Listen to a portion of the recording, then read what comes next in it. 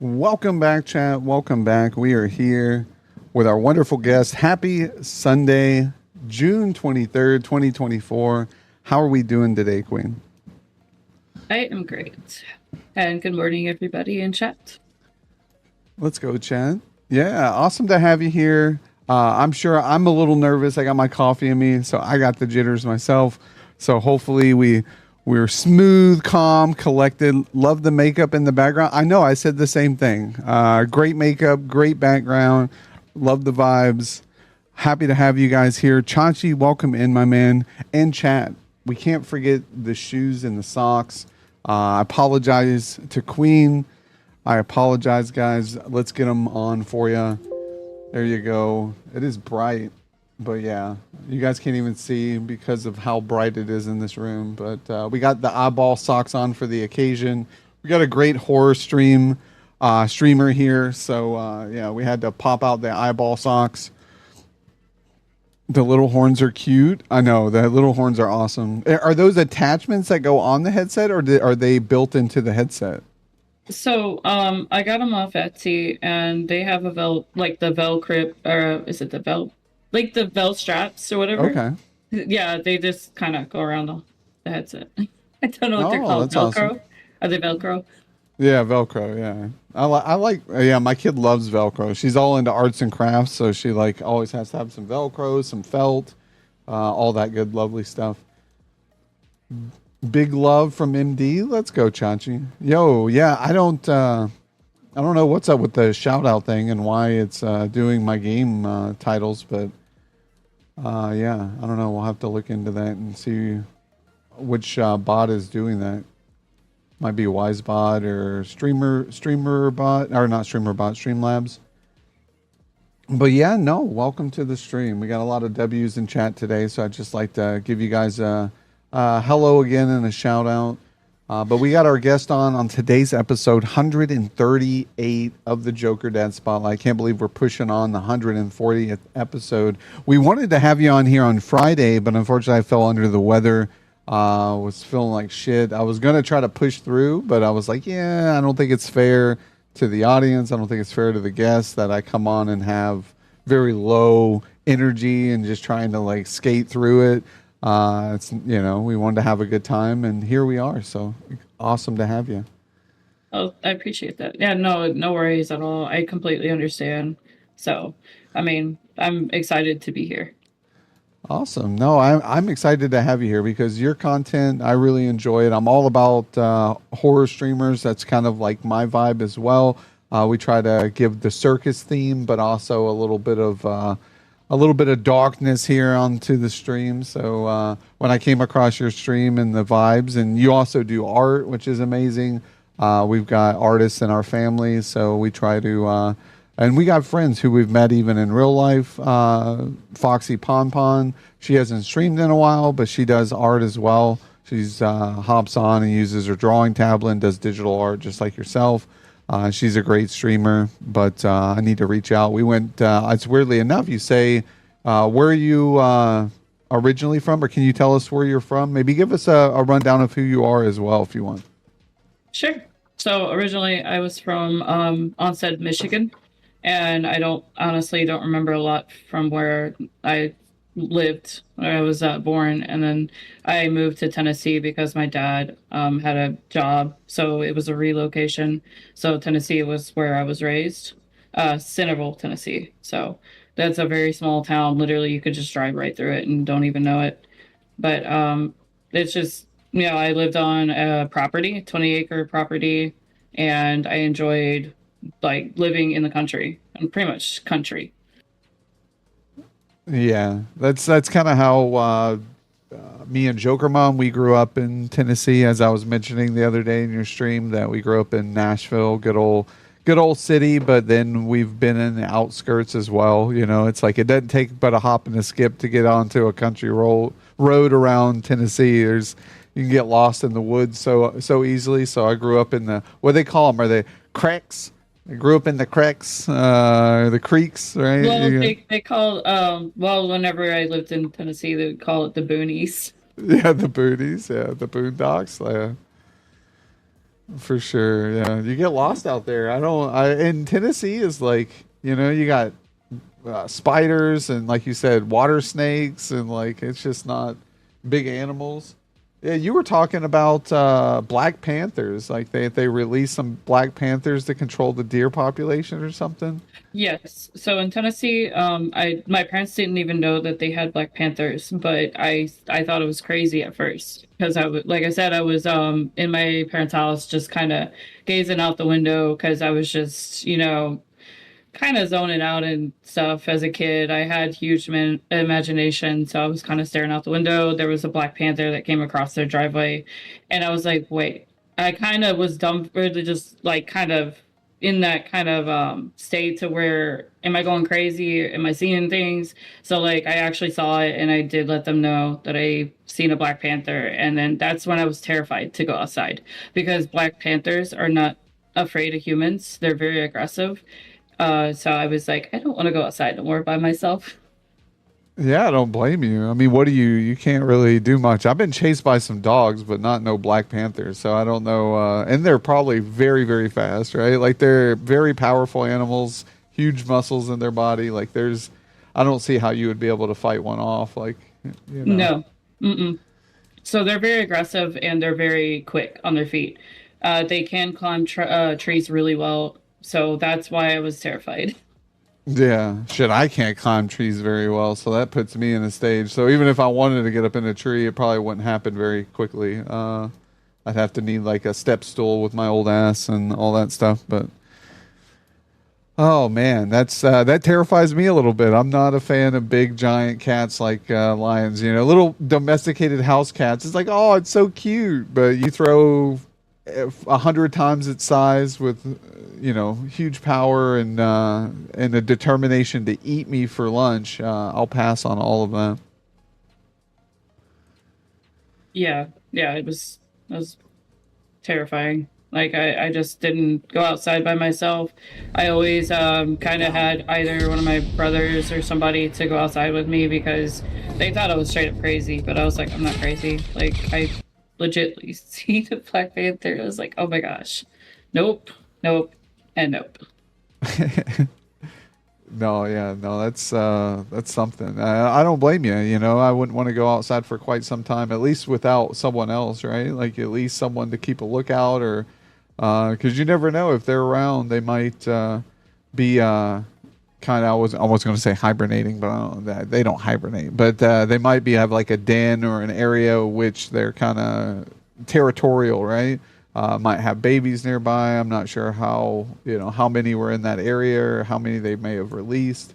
But yeah, that's crazy to imagine because like, what's the bigger threat, right? Like I would imagine they would only release animals that have like a something that combats them, like bears maybe. I guess bears could, maybe I don't know how all that works, but I would think there would be nothing to kill them at that moment other than poachers or hunters. Like maybe they allowed hunters to hunt them at some point.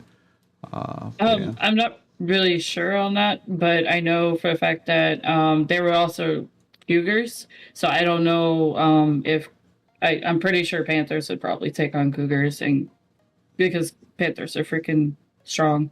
But I'm not really sure about bears. I haven't really seen any in Tennessee. I'm sure there is. Maybe like the brown or the yeah, it's the brown bears, I believe, not the black bears. I'm not sure. But my dad did tell me a story about this hunter that actually went out hunting for, I guess, whether it was deer or something. But they actually saw a 14-foot bear. That one actually took a lot of ammo to kill. They actually did kill it, and they did have it on display at some museum, but it's literally 14 feet. Yeah, maybe you're from Tennessee and a redneck when the animals you kill have to be put on display. Look what I killed, y'all! This damn big ass bear. You got to be able to show it off. Yo, never enough caffeine. Hi, yo. Welcome to the stream. We got our wonderful guest here right on the other side here. Queen of the Damned. Amazing streamer. Highly recommend checking her out. Wonderful artist. Wonderful horror game enthusiast. and also loves coffee. You know who likes coffee? Jokerdad loves coffee. And if you guys didn't know, we got our own merch here in the kingdom. We got some coffee cups, some t-shirts, some hats, as you guys can see. So if you guys want to check that out, exclamation point merch, you can support the community as well. But yeah, guys, 138, I believe. I think we're at 138. They just fly so much when it comes to having guests on. But I like having guests on because not only does it showcase them to the community, gets a fresh new look of eyes, but later on with possibilities that as you continue to grow as a content creator, this show will help you because we upload these onto major podcast platforms like Amazon Music, Spotify, iHeartRadio.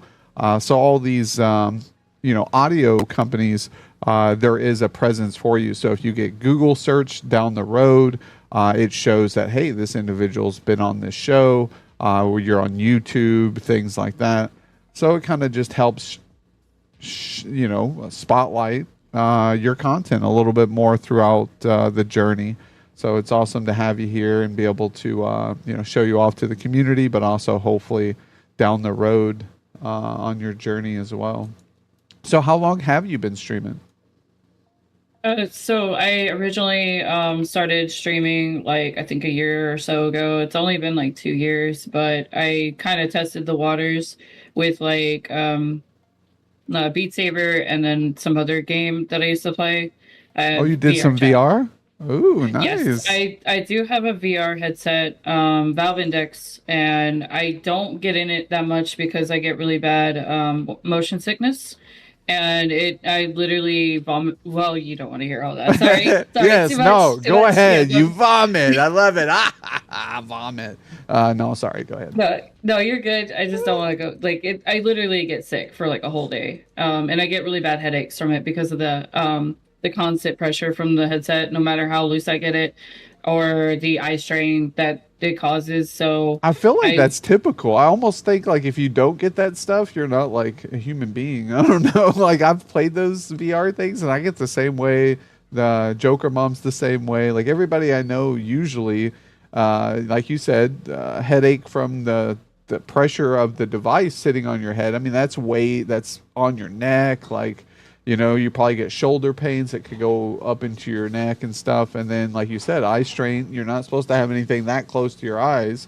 In general, I don't care how well it's designed, and we're not meant for that. And then, as well as just the perception of reality, once you're in it, it throws off your vertigo, things like that. So, but no, they're awesome yeah. games. I played the Beat Saber at my son's mom's house, and I didn't want to stop playing it. I was like, this is really fun. And then I'm like, he's like, Dad, but I want to play. And I'm like, but you have this all the time. This is Dad's time. And then so I played a little bit more, but I could tell like 6 hours playing that, 4 hours playing that, I'd be done and have a bad headache.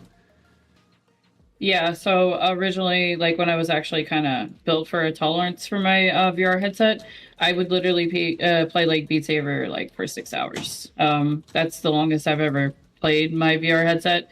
And then afterwards, like for a whole day, I just didn't feel very good because it was just the constant pressure and the eye strain.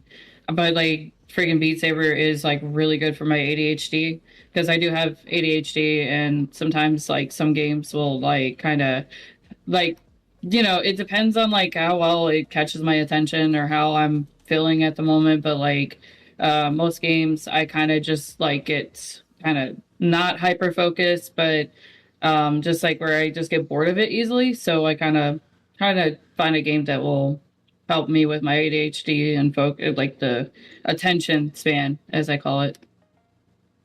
Yeah, no, I think that's the hardest part. I think a lot of gamers, I would say not all of us, but a lot of gamers, I probably have a form of ADHD myself. I know my oldest, she has autism, things like that, and it's very hard to keep engaged in certain games for me. Like I lose interest very quickly. That's why I play Fortnite. It kind of keeps me on my edge constantly, so I'm engaged the entire game.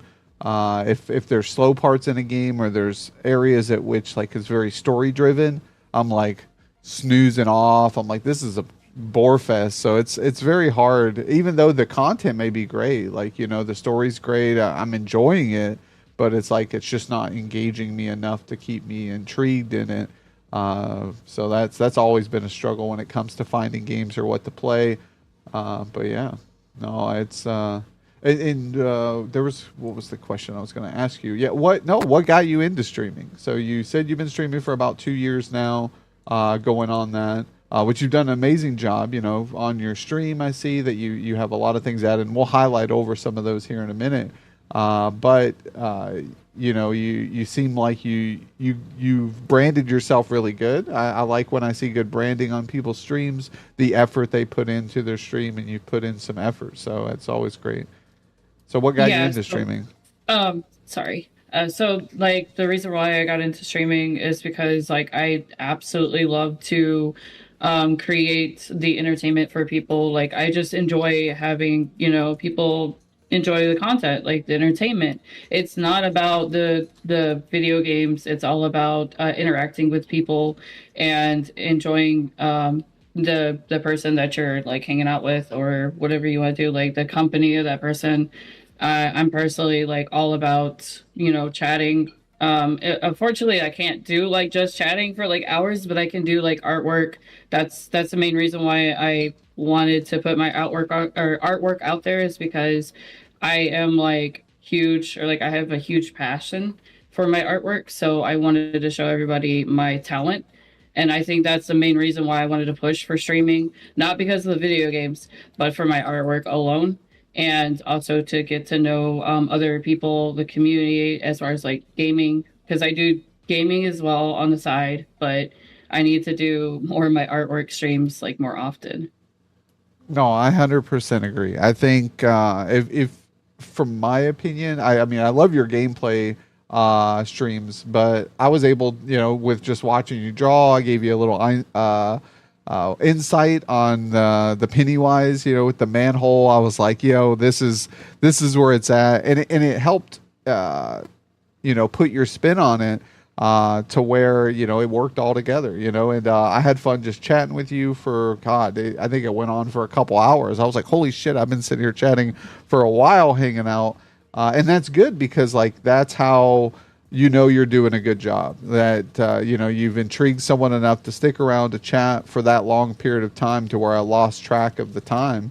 And then you're vibing, and so I would think honestly that's where your stream really shines, is those just chatting art streams.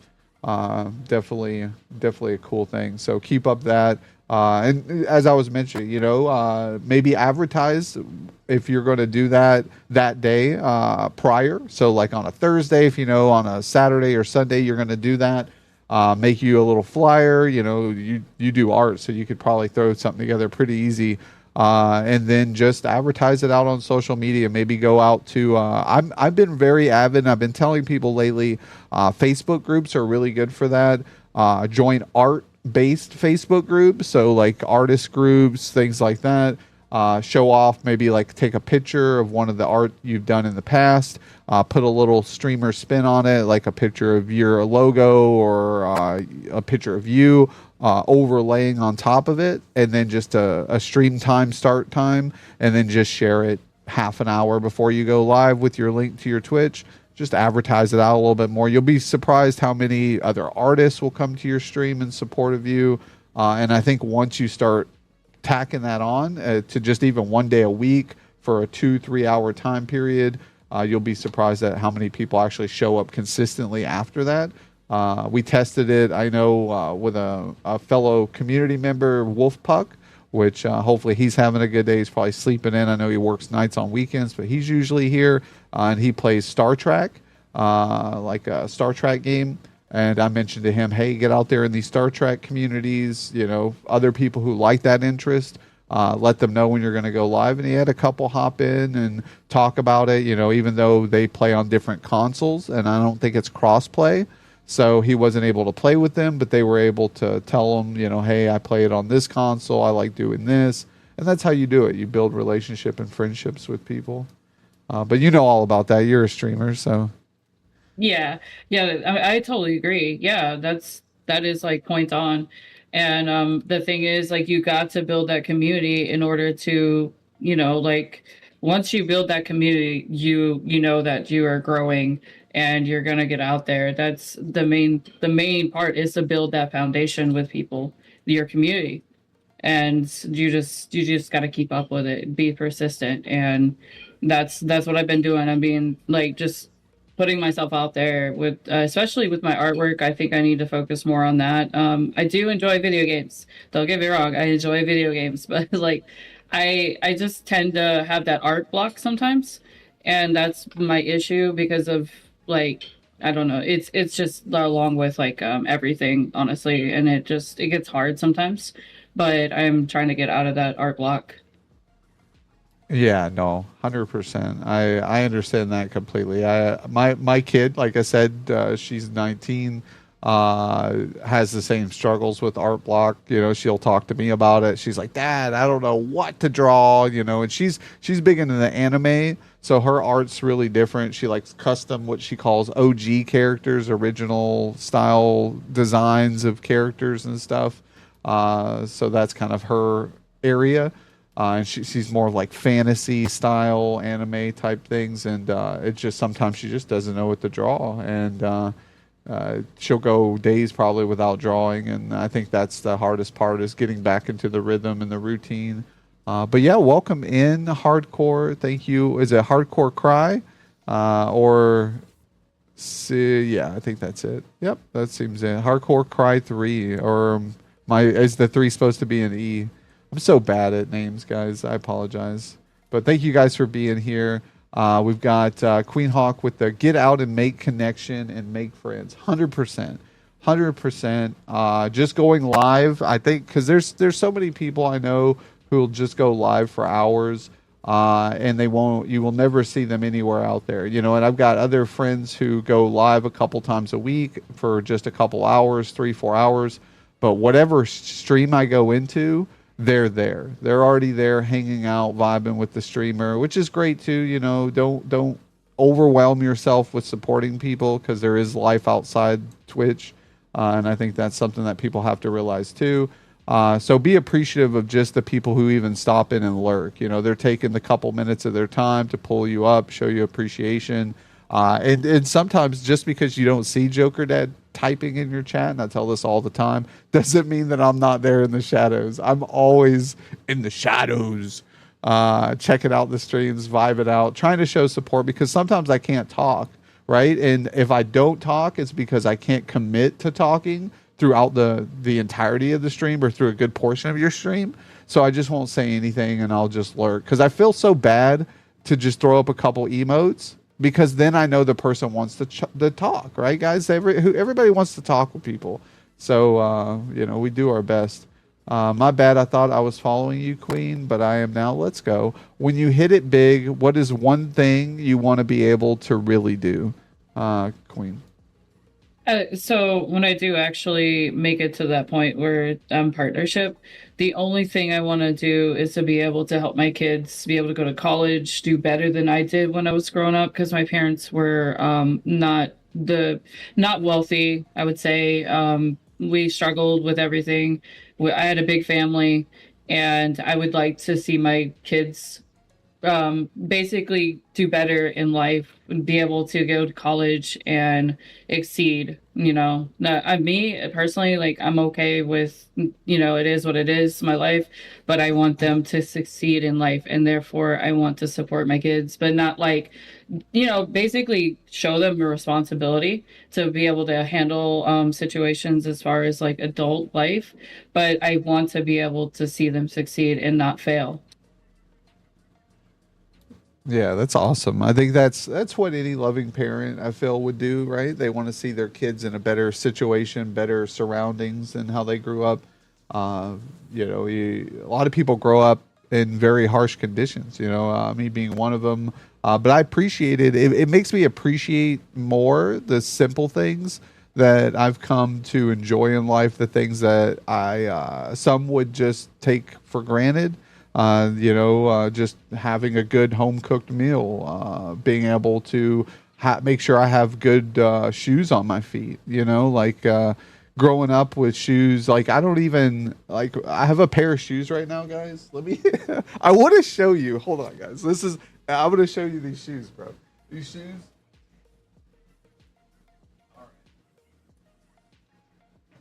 All right. These are not the nice. Hey, Joker, did you want me to Yes. answer Hank's question? They asked me what Yeah, go horror ahead. games. Yeah, I haven't got down to that far on the chat log yet, but yeah, go ahead. What if he has a Um, question? yeah, so the horror games that I play, I do play Killer Clowns from Outer Space, that recent game that came out. I do play the Outlast Trials. I play just all kinds of horror games. Honestly, my favorite that I truly enjoy playing is Phasmophobia because I know it's not for everybody, but I just enjoy the fact that it's like kind of realistic to like a real ghost investigation in a way. Also, Demonologist is another one. I love the jump scares in it. That's amazing. Yeah, I've got Phasmophobia, so we have to play sometime. I haven't played Phasma since like a long time ago. Now I see it looks like they've changed a lot of the user interface around. They've changed a little bit of like the level up stuff, I guess now, and so it's so much different. I'll need someone like you to be able to help me out. But yeah, Hank plays a lot of awesome games too. If you guys haven't got a chance to catch out Hank, we raided into Hank last night. A lot of great people were around to catch out his streams. Very awesome horror, dark vibe. Love it as well. So definitely recommend going over there and vibing with Hank sometime. Yo, Crash Monkey, thanks for the check-in. Scapular Bark still hanging out with us as well. Thank you, Scap, for being here, vibing. We got Princess Jane. Hardcore again here hanging out. So thank you. He says, good queen is my sister-in-law, giving some support. I love it. I got to stick together, guys, with the love and support. We got Call Me in the house. I hate jump scares. I do too. And jump scares usually don't get me sometimes. Like, so I'm like, my reaction is like, oh, like I'm such a hard ass. You didn't even scare me, but it is what it is. I hope I didn't traumatize the raid, bro. I know, right? He was playing was it Blood, not Blood Hunt, Blood or Manhunt. Thank you. I was thinking to myself, Manhunt. There we go. Yeah, old game, very brutal game. And then his vibes are so great, bro. I love your intro. I love your videos. I love so like I said, man, we'll have to get you on the show. Very graphic game, yeah, for sure. And I think, people they come and they watch me play Fortnite, and then we send them over to some wild ass gameplay, and they're like, what's going on here? Where did Jokerdad send me? Like, surprise, motherfuckers. But we talk about the little things, the little things in life, like Princess Jane said, even having a roof over your head, like we have to be very appreciative because there's someone else who's in a lot hardship than we are at that moment. Even though things look bad, there's some people experiencing worse. And I grew up with next to nothing, right? And when you grow up with next to nothing, you appreciate the little things you have. So I never want to get rid of anything. And I've got a very comfortable pair of Adidas that I don't want to get rid of, but they are beat up, guys. Look at these shoes. I have to show you. Like, look at the side here. There's a hole. You see that hole? There's a big hole in these shoes, and I don't want to throw them away. Joker Mom's like, you need to throw those shoes away. And I've got like 2 pairs that aren't even out of the box yet. Not these shoes, though. Pairs of different shoes that I bought, and I was like, I'm gonna need these shoes for later. But then I don't throw away the shoes that I do. And then look at the inside, bro. I don't even know how shoes get this way, but look at the inside of the shoe. Look, it's almost a hole at the bottom of it, and that's like the insole. That's where my heel has crushed into the fabric and have dug a hole into the shoe. But they're still comfy, and I still like them, so I wear them around. So much not nicer than my clown shoes. My clown shoes are just throw them away when he's gone at work in a couple weeks. Yeah, she knows I'll like put her in a headlock. I'm like, where are the comfy shoes? Sorry, I wouldn't do that, but it's a joke. It's a joke. But no, Joker Mom, don't throw away my fucking shoes. I don't even know if she's still here, chat. Sorry, but I hate horror, but only the horror stream I did, I really enjoyed it. Nice. And now the cat's over. What's up, kitty? Here, come here. Let me see if I'm going to try to scoop him up real quick before he realizes what I'm I doing. was just gonna say my dog wants attention. I know. The animals are like, they're having a good time without me. How dare you? So what kind of dog do you have? You can go ahead and tell us here. I'm going to see if I can grab this cat. Yeah, so I have a Dotson, or Dachshund. That's how you properly say that. He's a very spoiled dog. So I'm gonna pull him up here and show y'all.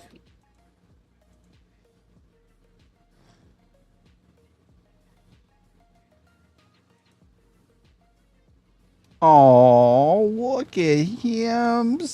Him so sweet.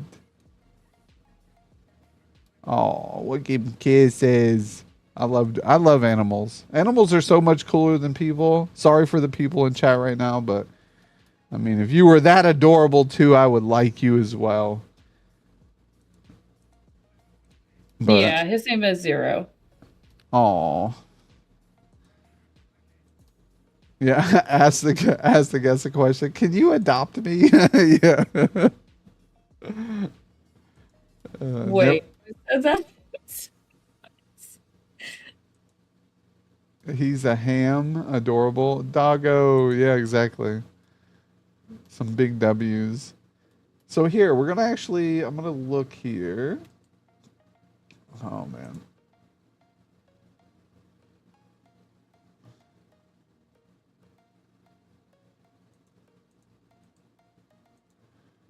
All right, I'm gonna look here in the middle of the stream. I see that I got your about section here. You're a part of the stream team, the pack. We've got your artwork, your donations panel.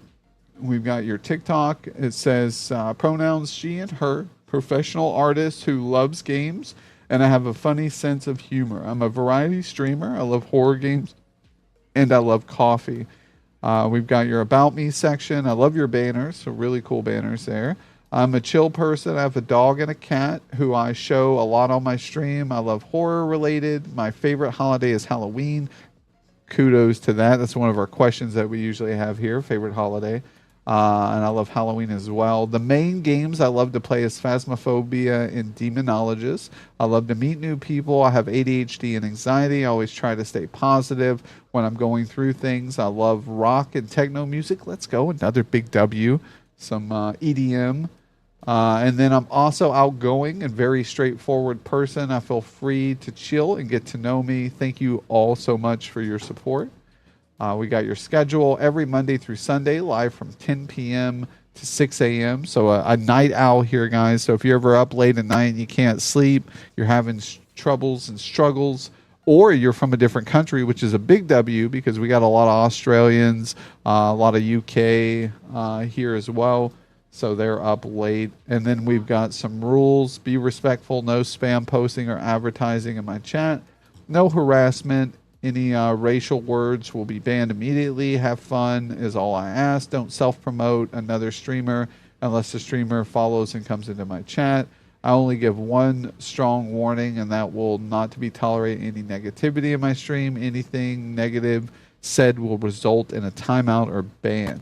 And then we have your thank you, gratitude banner here. I want to say thank you to every one of you who have been supporting me. I also really appreciate anyone who comes into my stream and says hello, tabs me up. Means a lot to me and everything that you do. So from the bottom of my heart, thank you. And then we got your Tangia, awesome. And then we have stream schedule here, which I always recommend everybody putting one of these up. It's through Streamlabs. I believe it's through Streamlabs. Yep, Streamlabs stream and schedule and countdown kind of widget. Those things are really cool. I love it. And then we've got your tips and donations panel here. Donations help with supporting my stream, being able to buy games that are in my wish list or anything that is needed IRL. Every little bit helps support what I do. Awesome, guys. Yeah, go over, throw a couple bucks, get a indie game. That's what I love about the indie games. Indie games are awesome because they're usually a little bit cheaper than AAA titles and almost pretty much just as good. Because these AAA titles have been trash lately, chat. Let's give them a... But yeah, no, awesome. But yeah, we talked about getting you into some more Fortnite. I got to get some Fortnite games in with you sometime. I know you were talking about having the Michael Myers skin and the Xenomorph skin too. Those are my two that I've bought. I don't buy a lot of skins. We have the clown skins, so we kind of just rock those most of the time. But the Michael Myers and the Xenomorph were like a for sure thing I had to have. And then when you mentioned you had those skins too, I was like, yes, even more in common. Yeah, I have a lot of skins on there because like I always try to get the really like unique skins because I am a very particular person where I like unique skins, so I try to grab the ones that I can, and because it takes a while for them to like come back into the shop. So like whenever I can, I try to get like new skins that I like. But mainly it's just because the I grew up on the classics of like aliens and stuff, so that's why I had to have that skin. Yeah, for sure. No, I agree. Same thing, right? Like Aliens is classic. Those movies were awesome back in the day. I really enjoy them. Still, even now, they hold up pretty well for what they were then to the Especially new Killer ones. Clowns. That was such a good movie. Yeah, the kids like, oh, especially Killer Clowns. She was loving the. We introduced her to the Killer Clowns from Outer Space movie the other day, and she's 11, so she was like, that movie was good. I can't believe it's so old, and I'm like, oh, my heart, I'm like, it's like a dinosaur. It's ancient, but yeah. Ancient. Yeah, she has a question. She always has when she realizes I'm doing the spotlight, she gets excited and has a question for the guest as well. So what's the question? What is your favorite breed of cat and dog, and which one do you like more? So what is my favorite breed of cat, and also do I like whether a dog or a cat? I Yeah. like personally I prefer dogs because they're more affectionate than cats are, because cats can be like, oh, I want a little bit of love and then I'm gonna go away Yeah, and do more whatever I want to independent. do. So like personally, I mean, I do have a cat. I love cats to death, but like personally I love my dog because he's like my emotional support animal, and he's always right there if I'm having anxiety issues or any type of Aw. like mental health going on. He's right there. He knows something's wrong. He's just right there. Mm-hmm. Also, the type of breed is my favorite breed is Dotson. And then, of course, for cats, I would say, honestly, I don't really have like a particular favorite cat. Maybe like Siamese, because I've had those in the past. So that would be my answers. Yep. Awesome. Yeah, we have a flame point Siamese. Yeah, that's what our cat is a flame point Siamese. So it has pretty much all white, and it's got like some orangish in him, a little fade of orange. Oh, Uh, that's awesome. yeah, he's a good cat. He's one of the ones like you were talking about. Shows affection, and then kind of I'm done. But he has his moments where like he's very affectionate. I guess it just depends on his mood and what he's wanting, but or if he's really happy with you, he'll show how happy of you he is. Like he'll get on your chest if you're laying down, or and then he'll start purring and rubbing his face against you and stuff. And but right now he's just wanting second breakfast. He's so used to the wife waking up and feeding him breakfast, and then like 4 hours later, 3 hours later, I get up and then I feed him breakfast again because he's spoiled, and he knows he gets in a rhythm. But yeah, welcome in Jack or Jake. Jake, sorry, I'm so bad at names. Jake, welcome in. How are you doing this morning? Good to see you. And then we got Hank's Alien Tech still hanging out with us, vibing. Queen Hawk, Hardcore Cries, a Hobby Twitch, calling people bullies. The pot calling the kettle black. He's the bully. I'm just kidding. And then we got Bellarina asks, "What's your favorite color?" My favorite color would be purple. I've always loved like the darkish color, and it looks really well on me because I was trying to figure out like my color scheme like whenever I was growing up, but I've always liked like the gothic kind of style. So like the trip pants, the skirts that you can get at Hot Topic but no longer can get because they changed their styles so much. But like the old style kind of stuff, the corsets. I absolutely love the corsets. Awesome. Yeah, no, I didn't even think that they got rid of that stuff. But yeah, no, that's I love Hot Topic as well. We go there quite often. It's like one of the stores in the malls that always stop. That and Spencer's, right? You gotta check those stores out. They got a lot of cool stuff. Lady Nix, welcome in. Thank you for being here. How am I doing this morning? We're doing great. We're on Jokerdad Spotlight, episode 138, I believe. So really awesome to have our guest on, Queen of the Damned. If you haven't got a chance to check out Queen, highly recommend popping a follow, going over there, watching some of the streams. She does some amazing art streams. She also does some horror stream vibes. So I'm all about the horror streams. We try to highlight a lot of those streamers since their content very much matches the theme of our community. We do have a lot of shooter, streamers, and I like to just highlight a wide variety of content from the streamers out there because everybody has so much to offer, and not everything's going to be the same, right? So we always try to show a little bit of everything. Sneaky Chuckles, Sneaky Chuckles. I love the name. Thank you for being here. Thanks for the follow. Welcome into the stream. And purple is a 10 out of 10 color. Yo, what's up? How did you find the stream? Was it from one of these lovely people here, or were you just going through recommended, or is that someone from your community there, Queen? No. Facebook. Oh, awesome. Nice to meet you. Awesome. Good to have you. Are you a streamer as well? If so, you're more than welcome to self-promo in here. We like to meet new people. Wanted to stop by and say what's up. Yeah, no problem. But yeah, no, Tiny's World's still here as well. Lady Nix, how are you doing? Lady, I was in your stream the other night. Wasn't able to chat, but was able to lurk. Hopefully the rest of your stream went well as well. Always a pleasure to see you here. But yeah, awesome to have everybody. You guys are awesome. I have 2 yellow labs and an Australian. What do we got here? Australian. Sorry, it scrolled down. An Australian Kelpie. Biscuit, buttermilk, and socks. What do you got breakfast too? I'm confused. What are we doing here? These names of these animals. I'm hungry now. I want some buttermilk biscuits. It's my favorite. Right. With some gravy.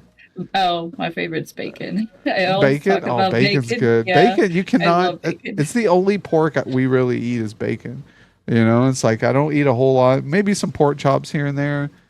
But very seldom do we eat pork. But when we do eat pork, it's always bacon, and I love it. We're in the Midwest here, so bacon's cheap. There's times where bacon is still going on sale for like $2.50 a package. And man, $2.50 a package. I am loading up the truck, guys. Back it up. We're buying all the bacon in this bitch. I'm not lying, all of it. Bacon and coffee for the win. Cheers to that, bacon and coffee. With grits, with butter and cheese. See, I've never been a big grits fan. Even Joker Mom, I love grits. She likes them sweet. Is that like the same thing as cream wheat? Yeah, kind of. Okay. It's like the chunky. Yeah, it's kind of. Yeah, it sounds like it's gritty. That's funny. Cream of wheat. Yeah. See, but I'm not a fan of it for some reason. I remember I traded. I went to Tennessee. I was 18 years old. I got a public intoxication and charge. They put me in jail. Right. I got on probation and violated. It was also like a possession of paraphernalia, which was an empty pipe, a smoking pipe, for tobacco, right? And they, because Tennessee's such a strict thing, they used it as drug paraphernalia, which wasn't even drug paraphernalia. So the cop was just being a dick. 18 years old, puts me in jail. I spent like 2 months in there on violation of probation charges, and being 18, I'm fresh in there, so I'm fresh meat. But I remember this giant, huge guy who was in there. I would trade him my grits. So I trade him my grits for his juice every morning for breakfast. He would come over, he'd be like, "You gonna eat your grits?" And I'm like, "No, I ain't gonna eat my grits." So then I was like, "You gonna drink your juice?" Because I was not gonna give up my grits for free, man. I don't know. You got to check that. I'm gonna drink something. And he was like, "No." And then it became an everyday thing for the whole stint. I'd give him my grits. He'd give me his juice. So it was a good deal. I'll take it. Grits are delicious. I bet he thought it was a good deal too then, because I like some juice, man. I want some more vitamin C. I don't want no damn jail water. That stuff's nasty. I've never been to jail Well, personally. good. That's Yeah, like, no, that's yeah, you I've don't never want to been. go. You don't want to Um, go. but I did have a job as a correctional officer for quite a while, for like a couple of years, Oh, and awesome. I experienced the whole environment of prison, and let's just say I would never want to go there because it's It's terrible, terrible. is it? It's Yeah. terrible. They don't have nothing. They got no cell phones. The food is awful. I tried their food one time and I got sick from it. So Yeah, I would not eat it. It's not good. Um, they're basically they're stripped down to like whatever they have to offer them. They got a commissary to where they only give them the items that they sell. There's like this thing called like a account or something. I forgot what it is. It's like they yeah, call it on the money on the book. books. Yeah. Money on the books, exactly. And whatever they get from the commissary, and they have to like manage their stuff because they only go every so often. So like, and especially the soap that they would us as officers would like provide them, the toilet paper, the soap, they would have to manage that as well. It's just not good at all. And the laundry, you can't just go and do laundry whenever you want to. There's a certain day that they pick up like the laundry, and then they put it all together in like these huge kind of like the washers you see at like laundromats and stuff, Yeah, and they would just industrial blow size. they wash everybody's clothes together, and no matter what, like I'm just gonna say straight up, stank. Yeah. Yeah, no, exactly. Because some people, like you said, they don't take care of themselves. And honestly, like when it comes to prison and the people who are in prison or jail, they do have some form of mental disability. Most because that's what's led them to committing the crime that they've had. And here in America, we don't have a proper system or setup that acknowledges these mental disorders and tries to help or accommodate them. Someone does a law or breaks the law, they just get penalized and they get thrown in there, right? And they don't get evaluated properly, I feel. So you have people who've just made a mistake and are in a good mindset lumped into prison in a population with people who are mentally unstable too. So you have like normal people who just fucked up, and then you have people who don't even fucking really know how life works and lumped in, and that comes from someone who's grown up with mental anxiety myself, who's raised autistic children, who's been around a variety of human beings with different issues or causes, and I just think that we're really lacking here in America when it comes to that, because you see other countries, they don't dehumanize, they don't and I think that's dehumanizing, when you take away little individual freedoms. And again, some of these people don't deserve them, I understand that. Rapists, murderers, sexual assailants, and some people don't care. Like, some of these inmates, they just don't care, and they'll even tell you that too. They're like, I don't give a shit. Like who is this person's life to mine, and stuff like that. So there is some people who I think do deserve to be locked up and thrown away the key because they're just evil human beings. But then there's some people I think can be rehabilitated, and they lose faith in themselves because they see that no one else gives a shit about them too. So, and we've actually got some other correctional officers and staff and who have been a part, who are in the community. I think we've got like 3 others as well who are active correctional officers here. So I think that's cool too, because you see it from their perspective. And I'm sure they would agree with me on some of this as well. Yeah, that was a couple of years ago. I believe I stopped working for the TDCJ for like, I think it was like back in 2015. Yeah, 2015 was like my last year. I That did had to not put a enjoy it. mental, yeah, I was about to say that had to put a mental strain on yourself, huh? Yeah, it wasn't my type of job because you have to be really, you have to have a backbone pretty much. And you can, because if you get into the kind of stuff that they try to do, like manipulate you and try to get you into that trap, once you're into like the trap, like the spider web, you could legitly be joined in with them. pretty much. That's what they straight up told us. They had us go through like a 5.5 week pre-service, and they literally brainwash you to let you know, hey, this is serious. This is a serious job, and it's not to mess around with, like, haha funny kind of thing. It's serious. And so, like, I went through the 5.5 weeks service, like the pre-service, the training, and I did it for a while, but I just didn't enjoy the fact that, like, it was just not a very good environment. Once you go in there, it's very bad vibes, very bad juju. It's scary because you have to watch your back around these people. They want to harm you. And the reason why I finally quit is because I felt like it was affecting my life, and I wanted to get out of that kind of situation. Yeah, no, 100%. And like Hank said there too, when you become a zookeeper, you have to learn about the different predator animals. Yeah, and like you said, they will lump you in that. They'll try to get you to traffic drugs. They'll try to get you to sneak commissary. Just make exceptions, right, for them. And they'll use fear and intimidation as a form of doing that to win you over. You know, well, if you don't fucking do that, you better watch your back. You know, and then yeah, so it's just like you said, the energy. I'm an empath as well, so when you're in an environment like that, you can just feel it, and it's emotionally draining.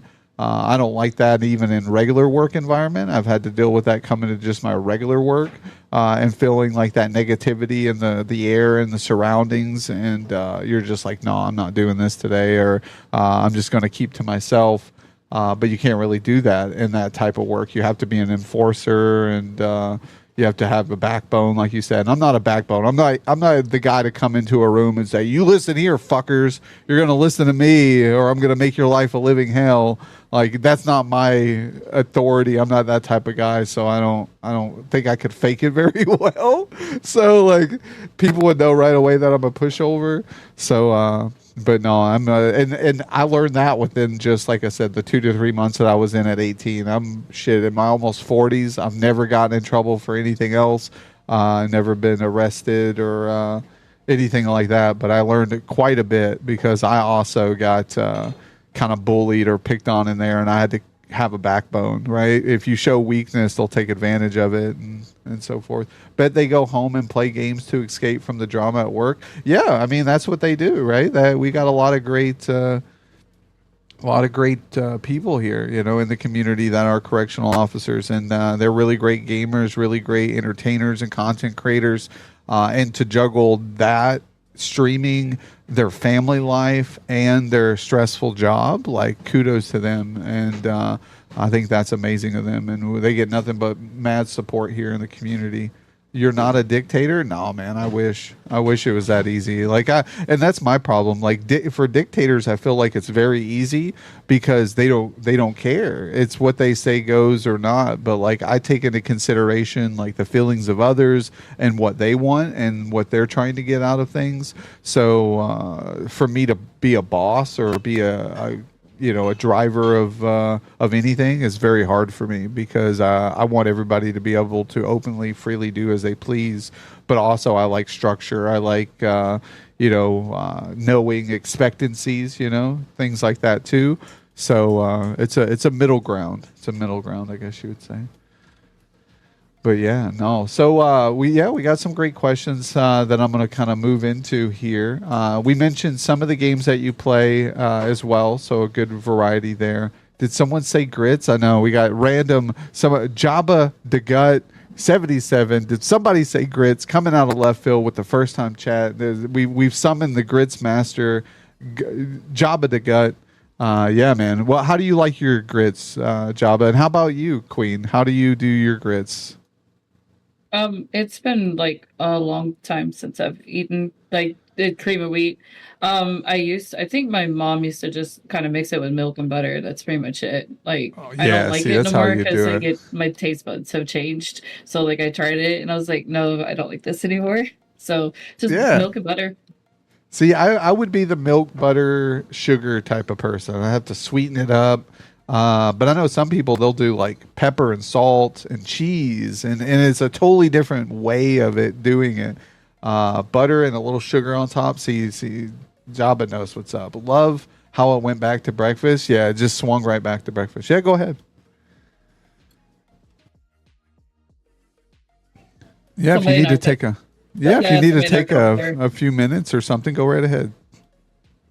Yeah, we're just vibing, chat. We're just vibing. I'm a texture person, and grits looks like a nope for me. Yeah, see, exactly. I'm the same way. I love how it went back to breakfast. Yeah, it swings like that here. We go from one thing to another. So how we doing, chat? How is everybody this morning? You guys having a good time hanging out with me and Queen here? Looks like baby food. It does, doesn't it, Zahabi? I'm not a big fan of that type of stuff. Like, the closest thing I'll do is oatmeal. And the oatmeal I eat's like super sweet. I like the maple cinnamon, maple brown sugar oatmeal. That's kind of what I swing with. Well, welcome back, Queen. Thanks for being back with us. Yeah, oatmeal is good. Yeah. And I didn't like grits until I traveled to the South. Yeah, I mean, it just depends. Like, I like hash browns. I'm a big hash browns kind of guy. I skipped breakfast this morning to be here. I'm usually not a big breakfast guy. I'm like a brunch guy. I'll like eat later. I'll do like a protein shake. Got my coffee, and I'm just dripping it all over I just threw it on my face right there. I don't even know how to swallow. Yeah, no, you're good. Not your fault. I need to learn to drink. I just still slow my roll a little bit there. Sometimes being reckless is a good thing. Not when drinking coffee, apparently. My boyfriend made me breakfast. It was so good. Bro, where's your boyfriend? Where's he at? I could use some breakfast. Wifey, get him a bib. Yeah, exactly. Have to wear it. Yeah, it's not coffee. Best way to drink coffee, have to wear it. Yeah, I absorb the caffeine through my skin pores.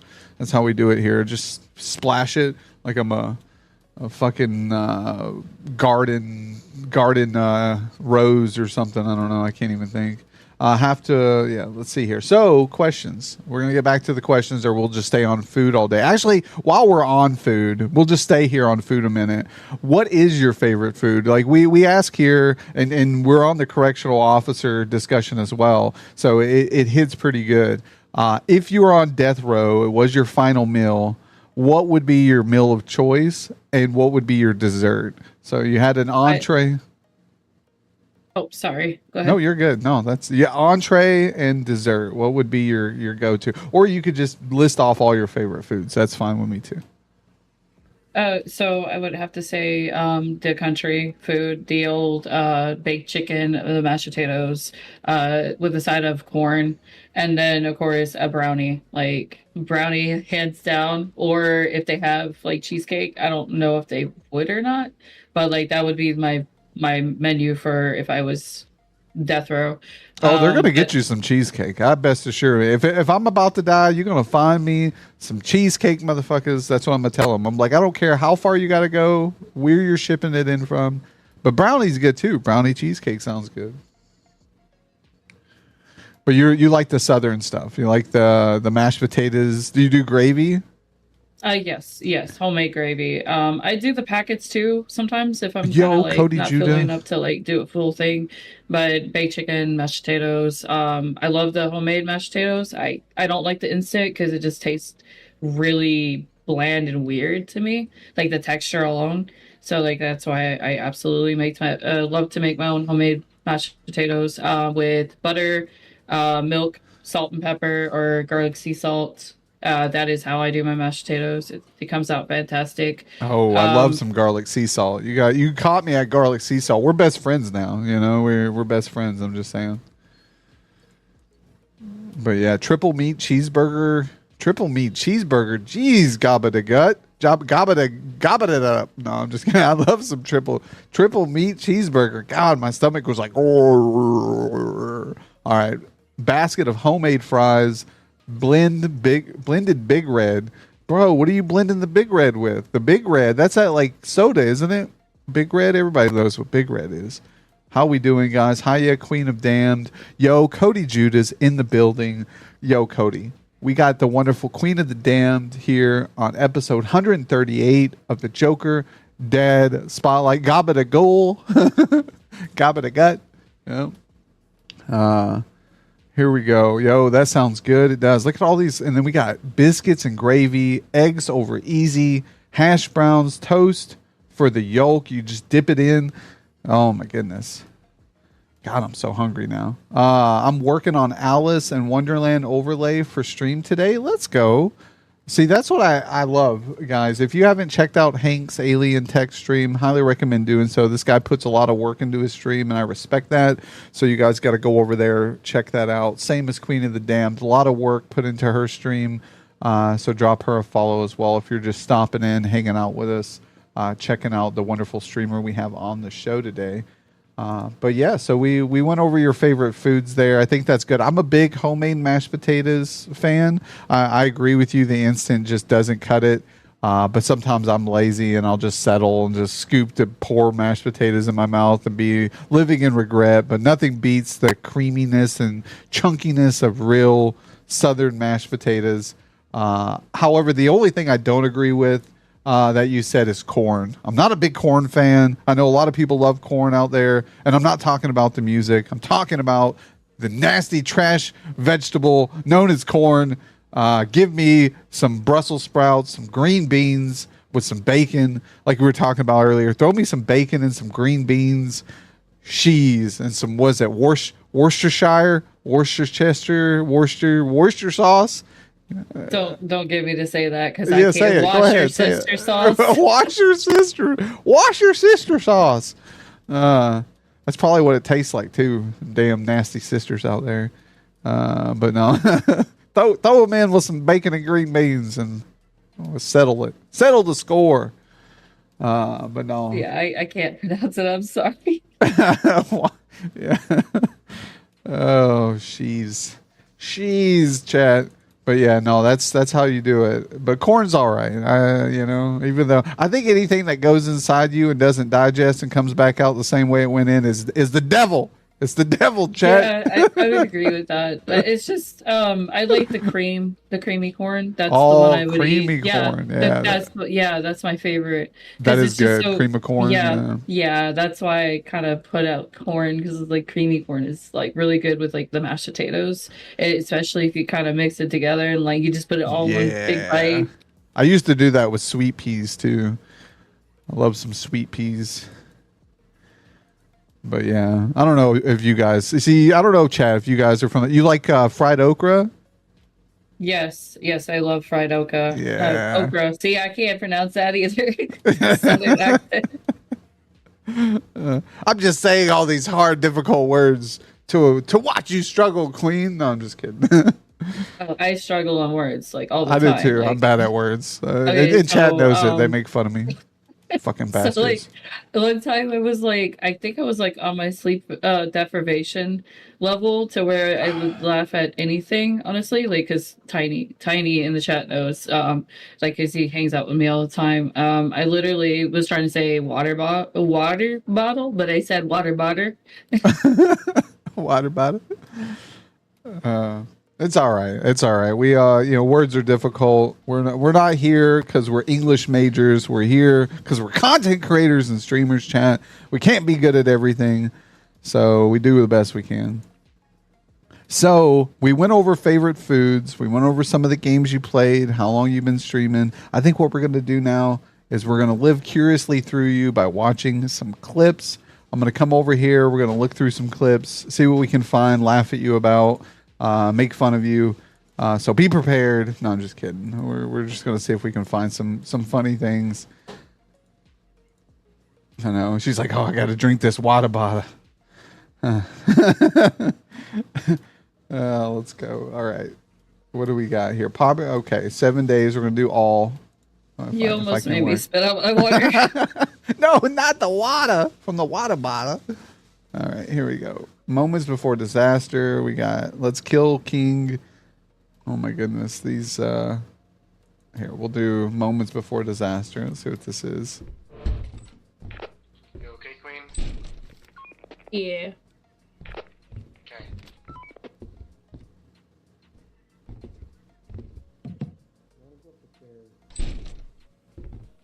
Alright, going through this bottom door. Hey, Okay. I found a painting. Oh, cool. Nice. She got a painting. Heck yeah. Oh, shit. Okay, there goes the painting. There goes the painting. That's all they cared about. They're with the painting, not poor Queen. Not the painting. How will we ever get that back? Oh my goodness. Lethal Company. Oh, and some Apex. Look at you. You're all around doing these clips. I'm trying to go that way. I don't think. What are you doing? Oh my god. Oh, I'm gonna die because she trapped me in an impossible spot. I'm sorry. I said I was trying to figure out how to use her. I told you I don't know how to use her.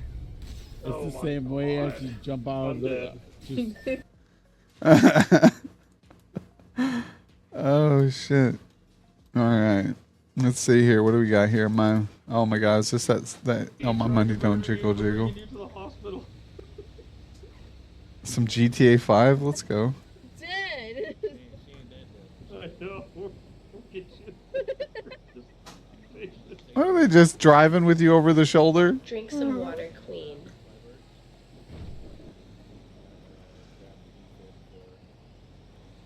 Hydrated. Thank you.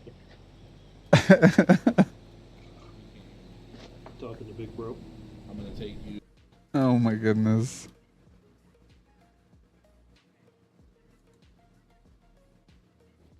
I don't know. Dragon's Dogma? Nice. This looked like a pretty good game. Maybe it's supposed to talk to him. I don't know.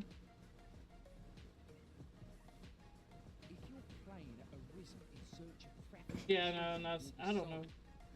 I don't know what I'm supposed to be doing. Not that.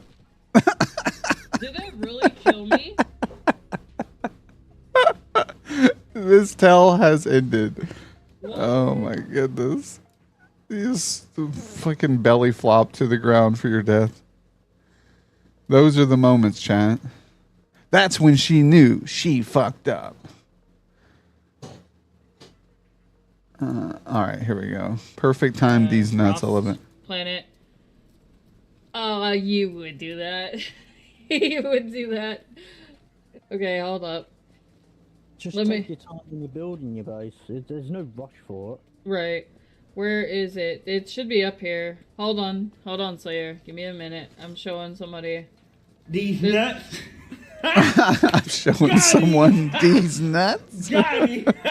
Is this not Yeah, I have got a lot the, of funny there's a ones. computer. How was No Man's Sky? Is that a pretty good game? Yeah, I love No Man's Sky. I just haven't played it in a while. It's just because like I said, I bounce from game to game because of my ADHD, and I just go with the flow with whatever game that I have friends to play with to have a good time. No, I agree. I think that's a good rhythm. You know, I think I need to try some different games. I just get so used to the games that I play that I like they're comfort, right? So I just stick with them and we kind of don't try. Dang, Joker Mom just FIFO fumming over my bag, crushing them to death. All right, sorry. I got distracted. I don't know. It was on the chair. I don't know why it's on the floor now. Oh, she's blaming me, chat. You hear that? Because you did it. I'm the evil one. I put it in the chair. You put it on the floor. Oh, now she's taking away my thunder. All right. Surprise mother. Let's see here. What is this? Mortuary assistant. Oh, this game. Okay. Oh my gosh. That's not a good sign. Oh, this has never happened before. This has never happened before. Oh shit, Lucifer. That game is crazy. Like it has some major jump scares that are like unpredicted. Oh god. Yeah, no, I've seen that game, and that if I'm gonna play a horror game with jump scares, it's probably gonna be that game. I don't even know how much that game is, but we should probably catch it sometime. It's single player only. Oh, it is. Unfortunately, Okay. yeah. These demons be talking smack. Let's go. Let's see what this is. Gosh. No.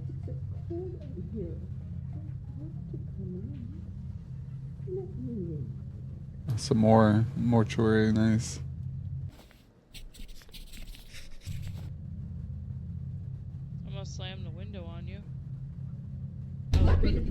Oh my gosh. Whoa.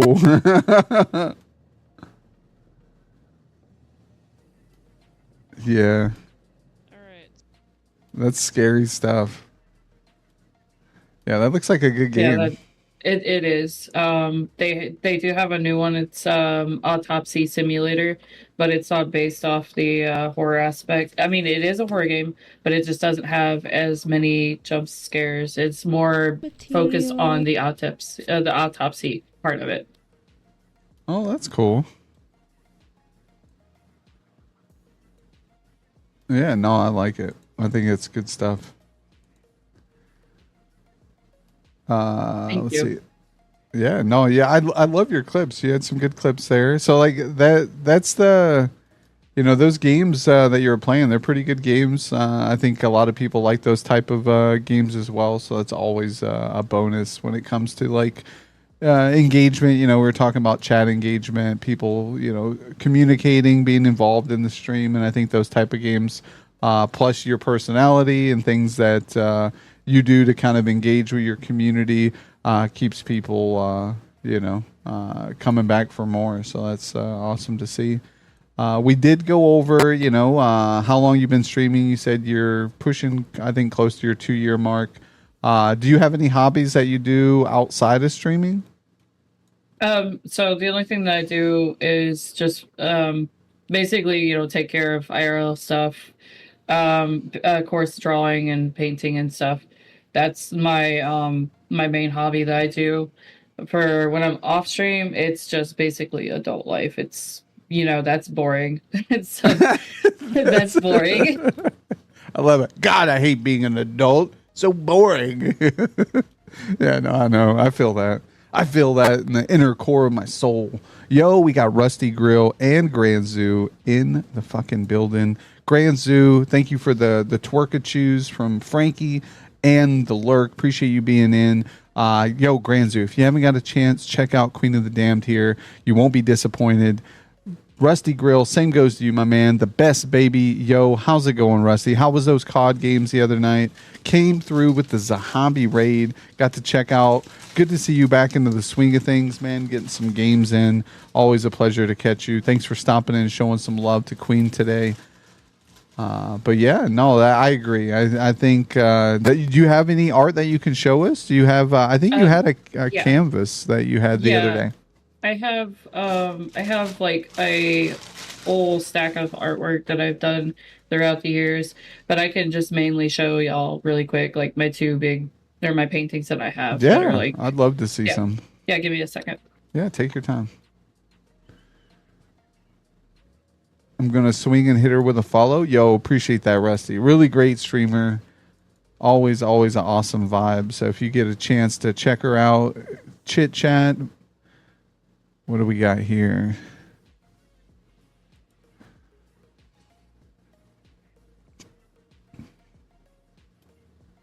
Awesome. Yeah, no, I love that one. Look, guys, some good old Halloween Michael Myers. I love it. It looks really good. You did a really good job.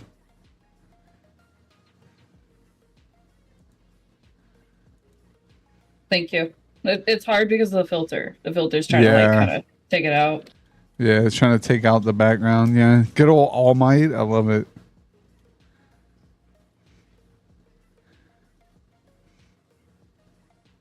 Yeah, you did a good job. I like you did good with the Michael Myers, like the clothing. It blended in really good. The details. Same with the All Might. Like I love his face and how he looks. It's great. Thank you. Yeah, I put a lot of work into my artwork. Like that's my passion as art. Like I said, Bob Ross was like my I would say idol back in the day for like when I actually started heavily getting into artwork. He literally was my person that would always watch early in the mornings when I was younger to kind of get ready for school and everything. It's just like the monotone voice always like made me sleepy. So I'd only watch him for like a little bit and then I'm like, okay, if I watch him too long, I'm gonna fall back to sleep. But yeah, Bob Ross was like my inspiration for pushing for my artwork. Awesome. Oh, and what guy? I don't know if I asked you. I know I asked you, when you started streaming, but what got you into streaming? What inspired you to start streaming? Because I always find that question is very intriguing for people because it's always a different reason, or usually somewhat different reason. For the whole purpose of entertaining people and also to show off the talent that I have as far as the artwork goes. The art, okay. Yeah, the art, yeah, because that was the real push. Yes, I could play video games, but the art that I do is a push for streaming because I want to get it out there. Because like I used to do a lot on Facebook, but Facebook has like kind of like died down, so my art's not actually getting out there as much. So now I went to social media to be able to show off the talent that I have. Yeah, no, that's awesome. I think that's the great way of doing it. I think Twitch is an awesome platform for artists. I think most other artists are very supportive of each other here on Twitch. So there's a good community of art streamers and things like that. So it's just finding those people that you vibe with, who enjoy your content. So I'm great. I'm happy I stumbled across you through other mutuals over time. And it's funny because like I knew of you before I met In Love and Tiny, and to see that once I came across them that they knew of you too. It shows you how small of a world this streaming journey is for people. It's a big community, but it's also pretty small in itself, because there's only, probably a couple hundred thousand or million streamers out there. But in a world of 8 billion people, it's still a pretty small niche of content creators. So even though it may seem like there's just a ton of streamers out there, they're really, in the scheme of things, there's still, we'll cross paths quite often without us knowing, and that's how I find people in the same streams, mutuals, things like that already hanging out in there. Yeah. I think someone like actually said impressive work, so I'm saying thank you to Rusty. Sorry. Yeah, no, you're fine. Rusty's awesome. Yeah, thank you, Rusty. I agree. Impressive work, nonetheless. There, you do a great job of your digital art. You do a great job of your painting and canvas. I wish I was that talented. Yeah, Hank Aliens Tech. There's 9 million streamers total, I think, but only a few hundred good channels. No, I agree, and I think because most people, they don't know how to set up overlays. They don't know how to do their custom work. Some are just streaming off of a console, and I think that's made it a lot easier too. Is you have people on PS5s and Xboxes who are now easily accessible. Back 10 years ago, you would probably have to have a PC or some type of device, laptop, in order to stream. A lot of channels just stream into the void. Yeah. Exactly. You gotta find a way to make your stream unique and stand out, and provide something that others aren't doing. No commentary, no microphone, no camera. Those are usually my go-to. We've had some new streamers who stopped in who don't have cameras, and I tell them, well, if you don't have a camera, you are limiting yourself. But if you're very self-conscious, I'm a very self-conscious person. If you don't want to be on camera, I highly recommend, a VTuber, a PNG tuber. There's a lot of people out there who will, definitely help you out with setting those things up. I know I'd be more than happy. I've done VTubing. I haven't done PNG tubing, but I like those. I like PNG tubers. I'm very, very big supporters on those streamers. So, we've had a few on the show who've done face reveals here, which is very, very cool, for someone to step outside their comfort zone and who have anxiety or self-conscious and dive in with coming on the spotlight. I find that as a great opportunity for them to grow as a content creator. I think, that's a form of growth to me, not numbers or followers but someone, kind of growing inside themselves, right? Coming out of their shell, something they never thought they'd do in real life. I think that's huge accomplishment, and I think those shouldn't be looked aside. So How do you is that something you've had issues with as a streamer? So like originally when I first started streaming, I didn't have a cam because I was kind of like skeptical. I do have like the times where I'm like self-esteem issues. You know, everybody. I'm not saying everybody, but most people have like the conscious feeling. You know, like they want to look the best. Like that, I struggle with that. Basically, it's a thing that you have to overcome because like especially since I had kids, my mentality has changed. I understand it's like the process of nature, your body changes and everything, and I don't feel like the best as I used to because when I was younger, a lot less. I would say it was like 130 pounds when I was younger. But the weight difference is what I'm trying to say. But yes, I do struggle with that. But honestly, it is what it is. Like I love I love the personality that I have.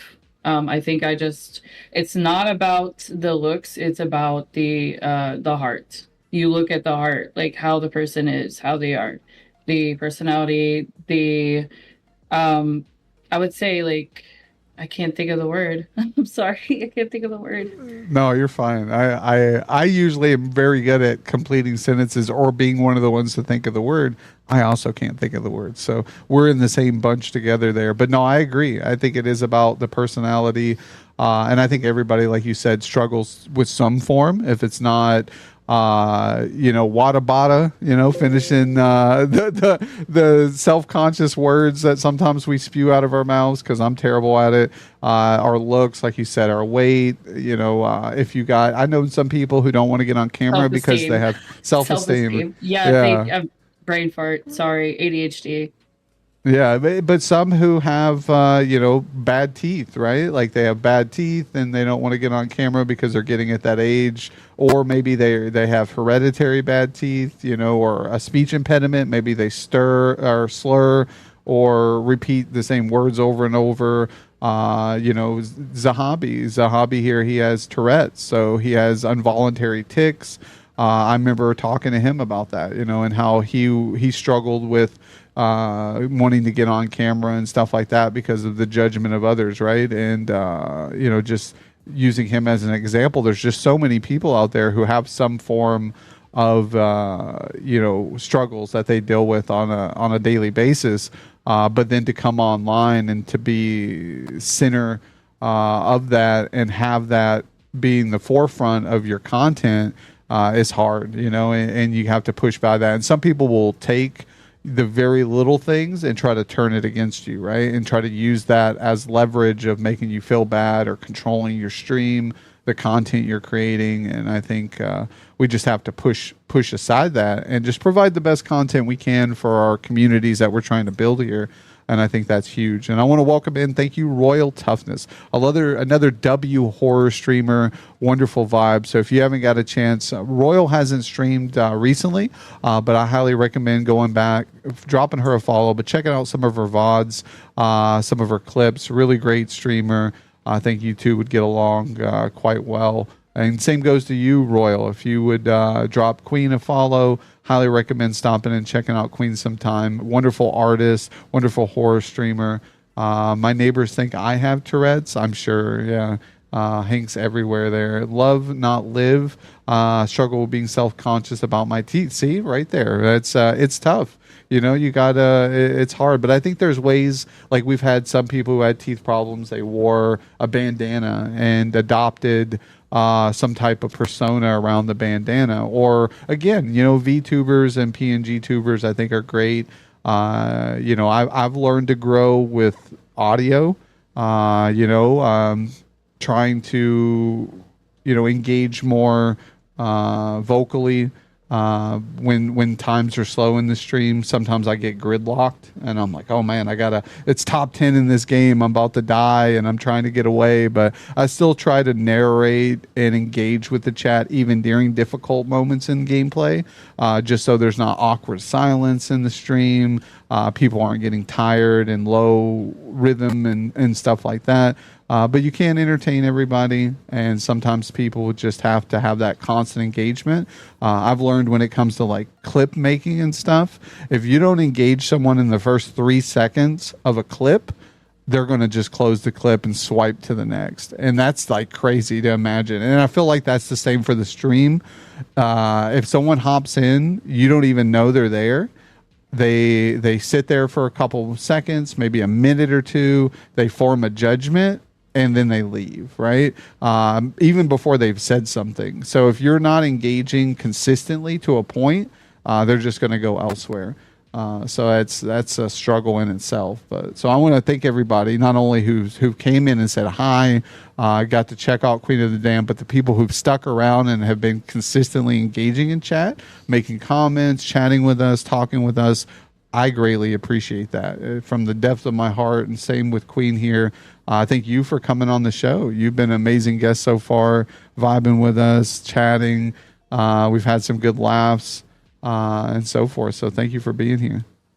Yeah, I really appreciate you for letting me be on the show. I was really ecstatic when you decided to have me. So, and I appreciate everybody also who have came in to show some support. That means a lot to both of us.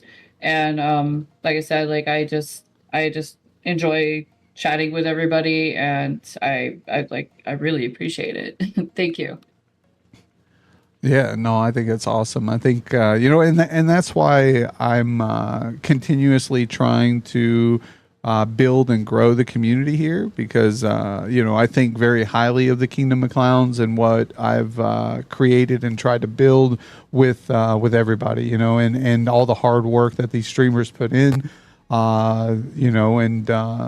we're trying to create a family, of support. And when I mean support, not just viewership. I think some people, they get that mindset of, I'm not getting much viewership out of this community. And I think that outside of that, people have to realize that it's not just about viewership. It's about like individual growth. And that comes way before viewership comes. You have to learn methods and kind of refine those methods and figure out what works for your style of content and streams. So we're always trying to, we have clown coaching that I've offered for some people as well, where we'll sit down with people for like an hour. We'll look over their stream and kind of figure out a good method at which they can use to execute and build a wider variety of audience. Just little things, that they normally might not think about or they might not be doing already. And that builds up over time. And like we went over a few of those, like, being better chatters into the stream, engaging with their audience or providing little, like me, for example, we added the fortune cookies every time someone subs to the stream. We added the shoes. Like these things weren't there originally. And I've added them over time just to bring more depth to the stream. And even when we started this show, I was never doing a talk show at one point. I never highlighted streamers and kind of talked to them. But we knew the direction we wanted this community to be, and we wanted it to be a community for everybody.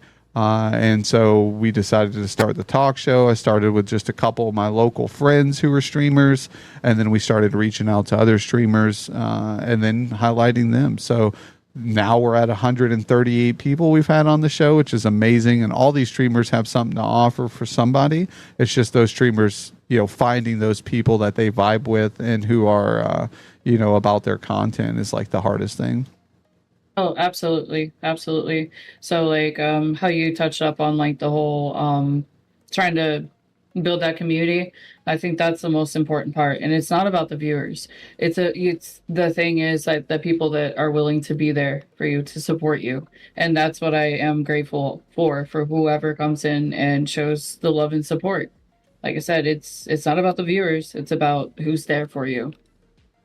Exactly. And sometimes those people can't be there consistently or be there, but once in a blue moon, like we have people who stop in and still show how much of a support they are towards me, towards the community. But they have everyday lives. They work 5, sometimes every day of the week. They might get one day off. Absolutely. Yeah, they have work, they have IRL stuff. I understand that. I totally understand that. I have IRL stuff as well. But yeah, I agree with that. It's not all the time, but like when they are there, it's like I would say golden moments or gratitude that you have for the people that do show up for you. And I appreciate that. I really do. It means a lot. Like anybody who stops in and just talks with me for a little bit. Yeah, no, I agree 100%. So thank you guys, everybody in chat right now who've been here hanging out, the ones who came in, dropped the lurk for the support to get us to a wider variety of audience, which is great too. So it all matters, and I think not losing sight of that, not losing because I think a lot of people lose sense of that. They kind of like, well, these people haven't showed up, or there's no one that's been showing up recently, and then they kind of drift away in that sorrow, and they don't realize like the ones that are still there, right? Like the ones that are still actively being involved in the stream, who show up from time to time, and that's their community. These are people they built relationships with over time. So I want to thank you guys again. But yeah, so with your family, do you have brothers, sisters? You did mention you had some kids as well. Oh yeah. So my family's huge. I have five brothers and 2 sisters. So I have a huge family. And then of course I have 2 kids of my own, a girl and a boy. So, no, done. No more. Done. So you're good at too, huh? Yeah, because I never really enjoyed like the horse or the epidural that they brought in. Like the first time I seen that, I have a needle phobia. Like I don't like needles, so that's why I'm like nope, no more. They brought it in the room when I was having my daughter and stuff, and I literally saw that and I freaked out. I was like, is that a horse shot? Like what is that? Yeah, no, they're no fun. I've had some of those. I've had some surgeries and things and procedures, and they've had to use those, and they're not fun. So I agree. So I don't blame you there. I've had a surgery as well. I had an issue with a gallbladder where I had like a 2.5 centimeter gallstone that was lodged into like the connection between the kidney and the actual gallbladder. So long story short, I had to have an emergency surgery because it was going to, if it stayed in there, it would have ruptured. It was like kind of close to that. Wow, yeah. No, that's good that they got that squared away for you. Yeah, you don't want none of that. And that's why I love modern day medicine, to an extent. Like there's things that I disagree with it, and then there's things that it's life-saving. So I'm happy to live in the time at which we do, because, a lot of people, including myself, I would not be here if it wasn't for modern day medicine. Right. But you mentioned the kiddos. Are they middle-aged, young, adults now, or how old are the little ones? So my son's 8 years old and my daughter's 10 years old. So they're a year apart. I've had them. Oh, okay, that's good year That's apart. good years together. Because you got the daughter's the oldest, so they've got an older sister and younger brother. Or It's just it's my daughter. I had her first, and then my son. Oh, awesome.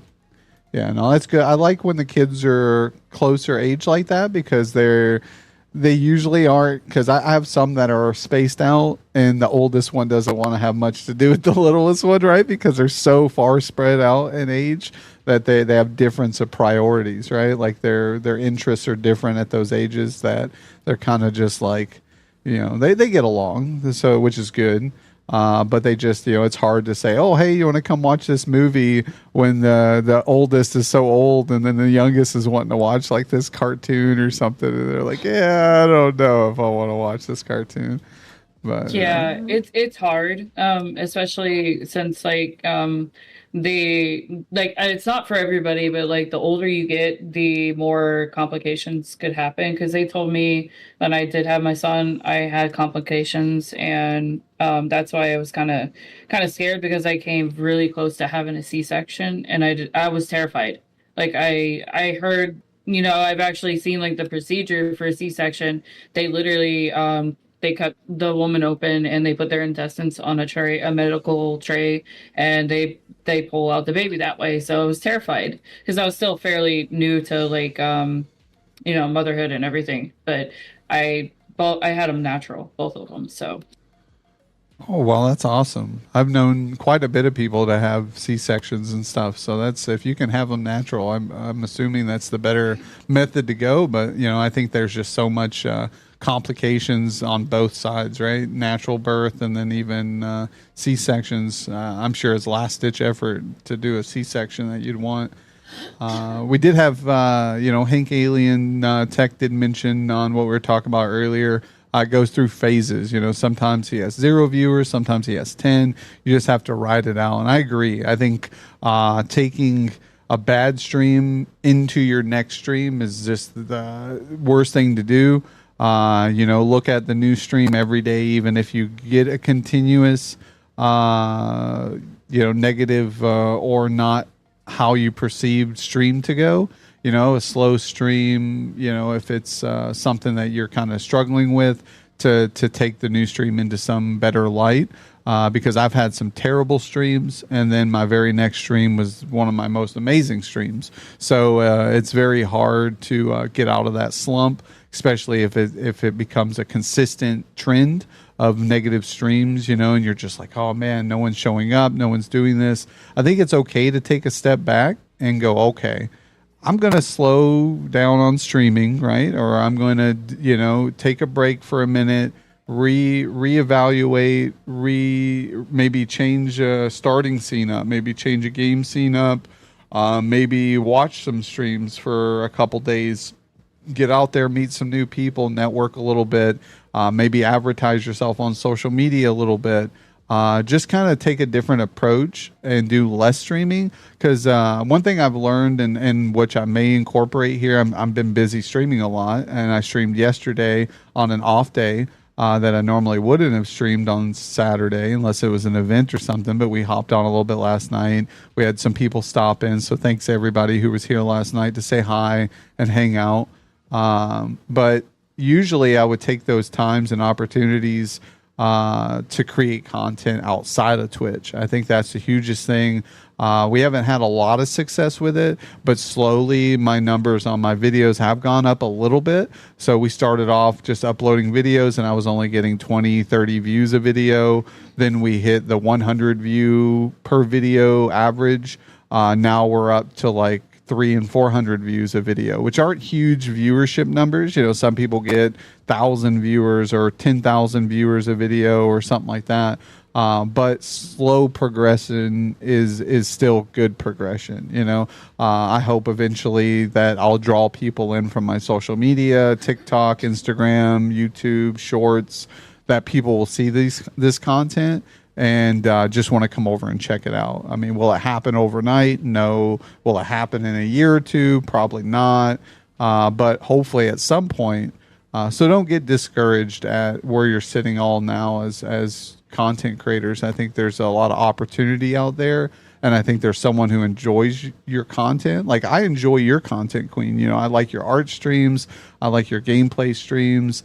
Like, I'm not going to go anywhere. So I think when you find people who dig the content you're creating, the same thing goes with Royal. I'm always constantly pushing Royal to get back into streaming. I'm like, when are you going to stream again?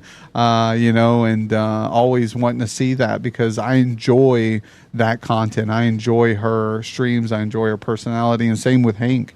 I think his streams are very unique. I think he's going above and beyond for his content. And I think there's people out there who would definitely enjoy that content just as long as they can find him. And I think the discoverability, since there's so many streamers, is very hard. I think that's I think we're battling not only ourselves, but the algorithm. The algorithm is what's the worst. And we live in a time, like I said earlier, where if you don't captivate someone in a 3 to 5 second period, they just toss you to the side.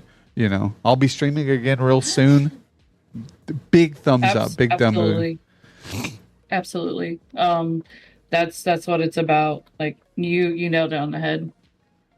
Yeah, it's hard. I mean, it really is, and I think everybody here in chat, you know, everybody who's been a part of the spotlight, you know, even the ones who no longer stream, because we've gotten some who's been on the show 6 months ago, a year ago, who no longer stream. Unfortunately, you know, life has taken turns.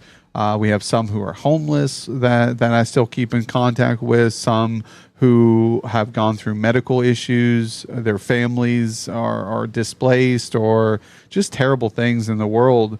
And they were great content creators, and I think could have made something successful. But life just, you know, we got to enjoy the moments we're here with each other. I think that's the biggest thing. You know, I really appreciate the people who've come on the show because they've shared this experience with me. They've shared it with the Kingdom of Clowns and the community here, even if it's short-lived or if they're still here with us from the beginning. You know, we've got some people who were the first couple guests on the show, and they're still holding strong and very supportive of me. And I think, like you said, there's no subs, there's no biddies that can measure up to that level of support and success that they've given me. So I thank you guys all for that. You know, I'm not a big streamer, but you guys make me feel like a big streamer. And I think that at the end of the day goes a long way when it comes to things. So thank you guys for that. Oh, absolutely. It's about like I said, it's all about the viewers, because without the viewers, you wouldn't be where you're at. Exactly. For me, I feel the gratitude that for whoever comes into my stream. Like I welcome them the best I can. I try to make them feel like I try to direct my attention to them as best I can. If I'm doing or whatever I'm doing, I stop, and I don't care if I die in the game, whatever. I focus on my chat. That is what I do, because it's all about the viewers, not what you're doing, but whoever's talking to you. Because if you're not paying attention to your chat, they're just going to leave, like you said. Yeah, they'll find somewhere else where they feel welcome, you know, and they'll find that with another streamer, another person, you know, and I think there's a middle ground. I think there is a really good middle ground when it comes to that, because, you know, I've been in some streams where the streamer could care less about who's there. You know, they're very good at their game. There's going to be people, the bigger streamers, there's going to be people there regardless if they engage with chat or not. They just like the entertainment. And then there's some who just entertain. They're there and they only focus on the viewers. They don't care about the gameplay, and I'm with you there. I'm kind of one of those people where I could care less about what I'm playing, what I'm doing at the time. We try to, even on the talk show here, you're priority. You know, you're the guest on the show today, but right after you, close comes second. You know, I try to focus on chat. I try to engage with the people who come in. I want them to be included. That's why we have the Ask a Guest a Question redeem. We want them to be able to ask you questions that maybe I haven't asked you, things like that. So they're a part of the show. They're here. They're the audience, and they're welcome here just as much as you're welcome here. You know, absolutely. But yeah, so we do have some fun questions. If you were a superhero, what would your superpowers be? So if I was a superhero, I would probably most likely want to have the ability to breathe underwater.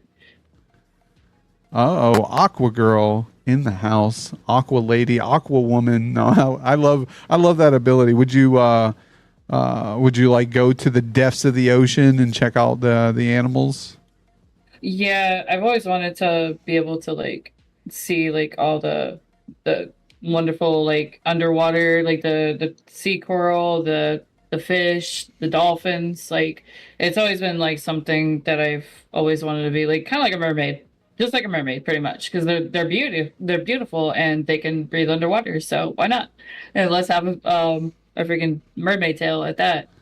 Yeah, I've always thought mermaids were very unique look on things, like species, or and I believe that at some point it could be possible, evolution, us being in a world that's mostly water. It reminds me of the movie Waterworld with Kevin Costner, where the world heated up and the ice capsules melted and everything kind of flooded, and through evolution he developed gills, right, and was able to swim underwater, and soil was Waterworld's a great movie. It's a great classic. Yeah, I seen that movie. I love that movie. Someone was like, would you like to demonstrate? Yes, yeah. Yeah, my community's also filled with trolls. So oh, that's great. I see. I want more. That's what I like. I like to have people who also troll me. People love to spam the turtle love channel point. Oh my gosh. Wow, you called me a troll, Rip. Yeah, I know, right? Now we all like to poke at each other, and I think that's a great thing to have, because it's all in good heart, and we've had some who've got their feelings uptight, and I mean, welcome to the internet. If you haven't been trolled, or like, that's why I tell people, like, we have mods, and I tell them, don't ban right away.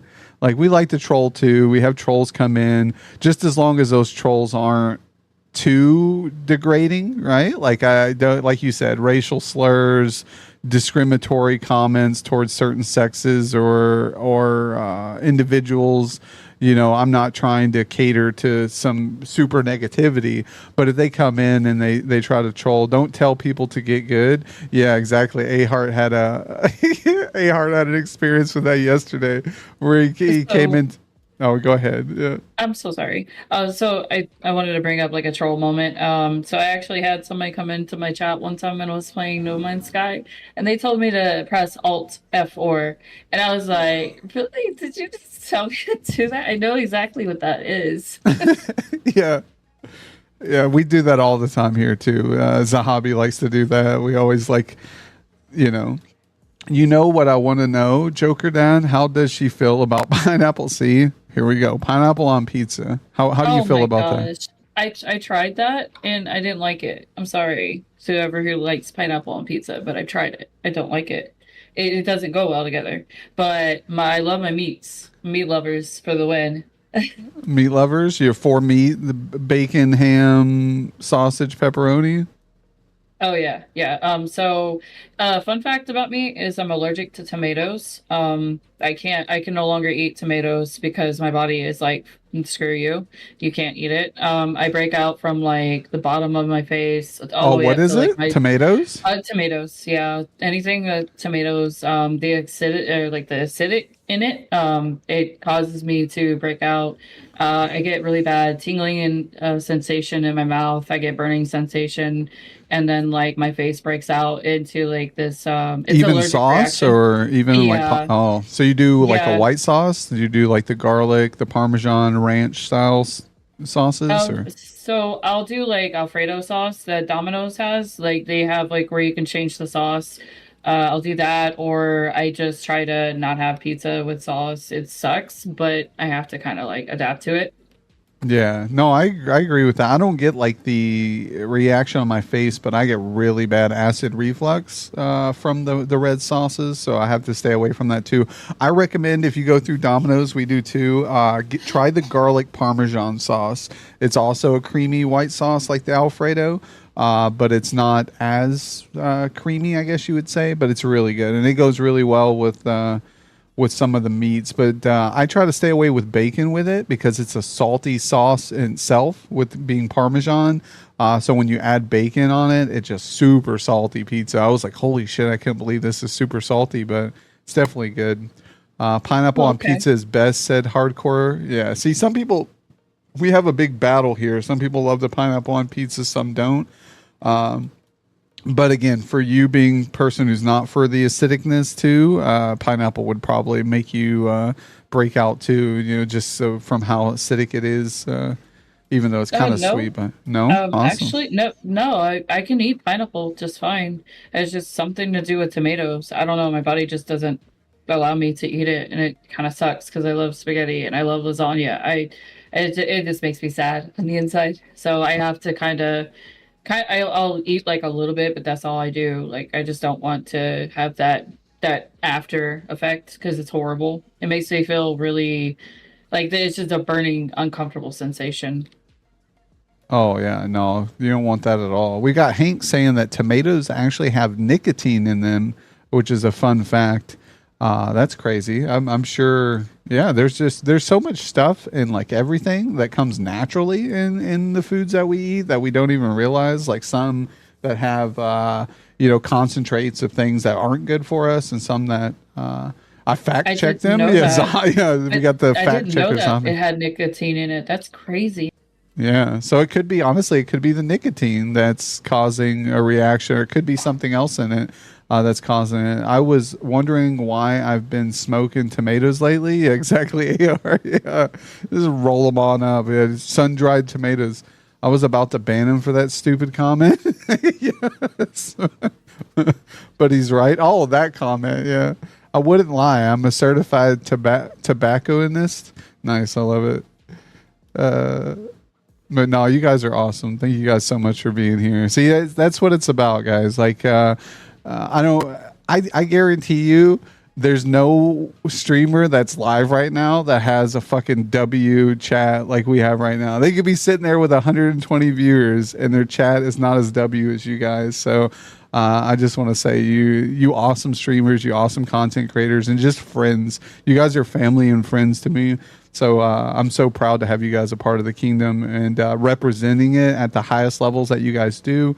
Ahar, Zahabi, Queen, Hawk, QueenofDammned. You guys are just W's. I know we also got Royal here. Hurst has been here with us this morning. Tiny's World, In Love. I know you guys are all holding it down. Never Enough Caffeine. Thank you for being here as well. Hopefully we haven't scared you off. Hardcore, same goes with you. Hopefully you enjoy your stay.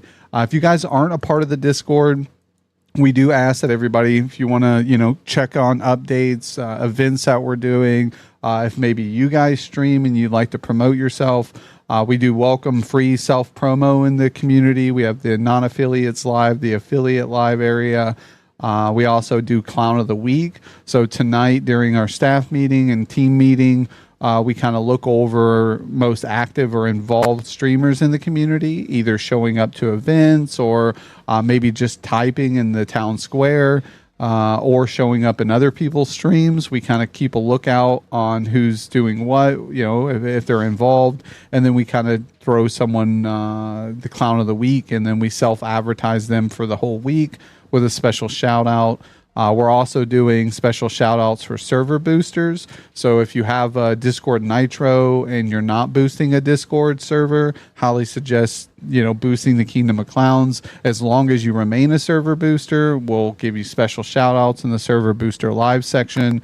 So another way of being able to get your content out there and reach a new variety of audience. Again, these things don't ensure that people actually show up to your stream.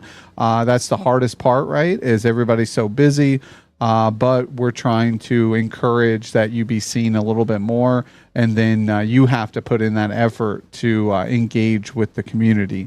I think that's the hardest part is we have people who just go live and they think like, oh, well, there's 600, 800 people in this community. They're all going to show up to my stream because I'm live, right? And that just doesn't happen. Ideally, that would be great. Shit, half the people don't even show up to my stream. And so it is what it is, right? We got to do with what we have to work with. And we have to just build friendships. And I think that's the biggest part is like all you guys are my friends. And I appreciate that. Okay, my desktop is confirmed to be here by the end of next week. Bella, did you go with which one did you go with? You got to let me know which one you went with. But we've been talking to Bella. She's getting one of the mini computers that I've been talking about recently. So she'll be streaming off of that. And we're trying to get her back into the stream of things. Don't do that around here. Don't do that around here. I'm going to need you to re-examine your words there, Scapular. Is that hot sauce still bothering you? Scapular and A-Heart did these Hot Ones Wings challenge the other night. I was vibing with them for a couple hours while they were doing that, and holy moly, Scapular had it rough. She was missing questions left and right and had to eat more. A-Heart was getting them all right. He was sitting there for a while just like, I feel bad for these people because I'm not having to eat anything. Is Queen going live today? Yeah, that was just about to answer that. I'm so sorry. Yes, no, you're fine. I will be going live. Awesome. Yeah, we'll be raiding into Queen when she goes live. We'll probably be ending up here within a few. We usually run from 11 to around 2, 1:30ish 2. So we are getting towards the end of the show. So once we end here, we're going to be raiding over to Queen. So I hope everybody sticks around, hangs out with us while we come and vibe with her. What? Yeah, I know. The coffee's kicking it. Joker mom's over there like, your desk is shaking, your camera's shaking, and I'm like, yeah, I know, my leg's fucking shaking. I'm like sitting here like all hyped up on the coffee. Just gonna drink a little bit more. Do you feel like the Chihuahua, like how Chihuahuas usually when they're like get that anxious feeling, they're all like, hey. Yeah, a little bit. Yeah, I feel like I need a correctional officer. Going through. Sorry, it just makes me laugh because it's bad. It's part of the how that's how Chihuahuas are, but it just makes me laugh sometimes because they get really jittery and stuff. So sorry, bad joke. I'm not sorry, a bad. No, you're good. I'm not a fan of those little dogs. I'm not like little dogs in general kind of piss me off. But I love animals though, but just they're always so loud and barky, and I've been bit, ankle biters I call them, because they always bite me on my ankles, and I'm against hurting animals like in general, like any kind of animal. I'm the kind of guy where like I grew up fishing my whole life, but I'm not a fan of catching fish because of pulling the hooks out of them. I'm not a fan of putting worms or minnows live bait. I'm not a fan of that. Any animal, even from an insect all the way up to a large animal, like I'm not wanting to hurt anybody, anything. If I can go through my whole life without inflicting pain on anybody, I'm a pacifist. So I believe in like non-aggression and everything has a consciousness or a soul or feels pain, even all the way down to our vegetation, right? Mushrooms and plants and things, like they communicate with each other through nerve endings. So it is what it is. But yeah, AJ Pro absolutely. 123, your name looks very fishy. I'm just saying, coming straight out of the gate with the high, I'm expecting you to ask me to buy best viewers or to sell me something, but I could be mistaken. You could be an awesome person. So how are you, AJ? Welcome to the stream. Hopefully you enjoy your stay here. We got the wonderful Queen of the Damned here. Call me AJ. Ooh, see, I like that. I like that response. Call me AJ. I like that. Want to hear some jokes? Uh-oh. We got someone who's coming in with jokes, chat. Do we want to hear them? Do we want to hear the jokes, chat? I think we'll give you one joke, AJ. Can you give me one? Give me your best joke. Hank's like, no, we don't want to hear your joke. AJ's the joke, chat. I got dad jokes. Dad jokes. Yeah, you tell me a joke, Queen. Give me a dad joke. So, I had a dream about a muffler, and the next day I woke up exhausted. All right, Chad. That was a good stream. Thank you guys for tuning in today. Appreciate it. No, I'm just kidding. Ow, the mechanic dad joke there. I liked it in the stream. It's corny, but it's funny. I just always like laugh at that. It's stupid, but it's funny. No, it's good. I like it. Here we go. AJ's joke. Me going to jail after telling an orphan to rob a bank so that they would be wanted to rob a bank so that they would be wanted. Oh my God. That's terrible. I get it, but that's terrible. He told them to rob a bank so they would be wanted because they're an orphan and they're not wanted. I get it. It's terrible. Oh, I just got that too. Oh, Coming from somebody who grew up not wanted, that hurt me in my heart. No, I'm just kidding. Yeah. Tech difficulties in the stream. Yeah. Laughed exactly 0 times. Yeah. Yeah. Hangs like, yeah, not entertained. I'm not completely useless. I make a fantastic bad example. Yeah. Well, welcome in, AJ. How did you find the stream? Was it from someone in here? Was it from social media? Or were you just browsing through, just chatting, and thought you'd come in and talk to us crazy clowns here? What is the knight's favorite fish? Well, hello, I am not sure. What is that? And thank you, Andrea Anderson. Andriana Anderson. Welcome into the stream. Thank you for the follow. A swordfish. Oh my goodness. Hello, just scrolling. Awesome. Well, glad to have you in. Hopefully you enjoy the show. We run a podcast talk show here called the Jokerdad Spotlight. We're on our episode 138 now, so we've highlighted 138 W streamers and content creators.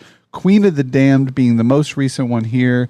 Awesome artist. So if you like art streams, you like to get to meet and check out people who are creating, virtual art or even paintings. She has some W paintings here that she showed us earlier. Highly recommend going over there. Or if you just like to catch some variety games, mostly highlighting horror genre games, highly recommend also dropping a follow. But I appreciate you guys coming in. Love her background. Yeah, the background's awesome. I love it as well. That was the first thing I commented on this morning when she pulled it up. It's a good background to go along with the vibe. My grandma has the heart of a lion and a lifetime ban from the zoo. You was on recommended. Yo, I appreciate that. Do you guys stream as well? AJ, are you a streamer, content creator? How about you? Is it Andriana, or I'm terrible at reading names. Adriana. Yeah, I think it's Adriana. Wow, recommended works. Yeah. I don't stream at the moment, maybe in the future, Adriana, but people call me Addie. Okay, Addie. Well, nice to meet you, Addie. I appreciate you being here. Hopefully you don't have any clown phobia because, right here is a clown. But if not, we appreciate you being here. If you do have a clown phobia, the door is over there. No, I'm just kidding.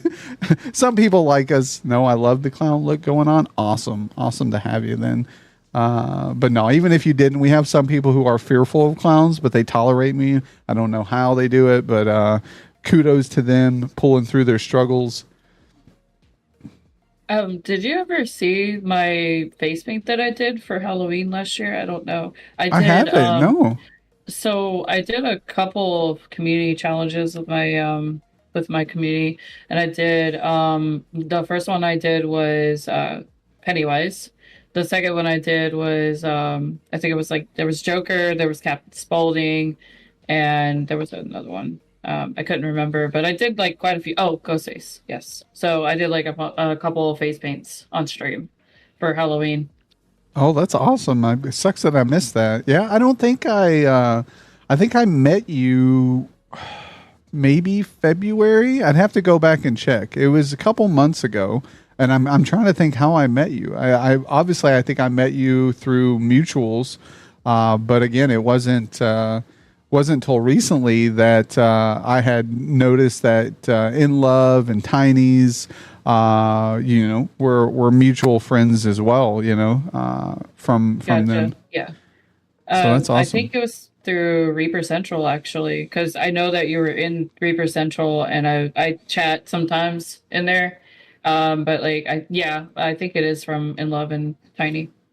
Oh, awesome. Yeah, Reaper Central. I've been in there for several months now, so I think that is where I saw you originally. That's awesome. Alice in Wonderland overlay complete. Finally, let's go. So do you have any rituals or routines that you go through before going live? Things that you do prior?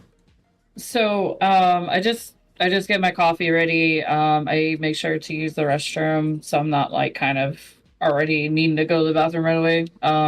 Just make sure that I'm good to go.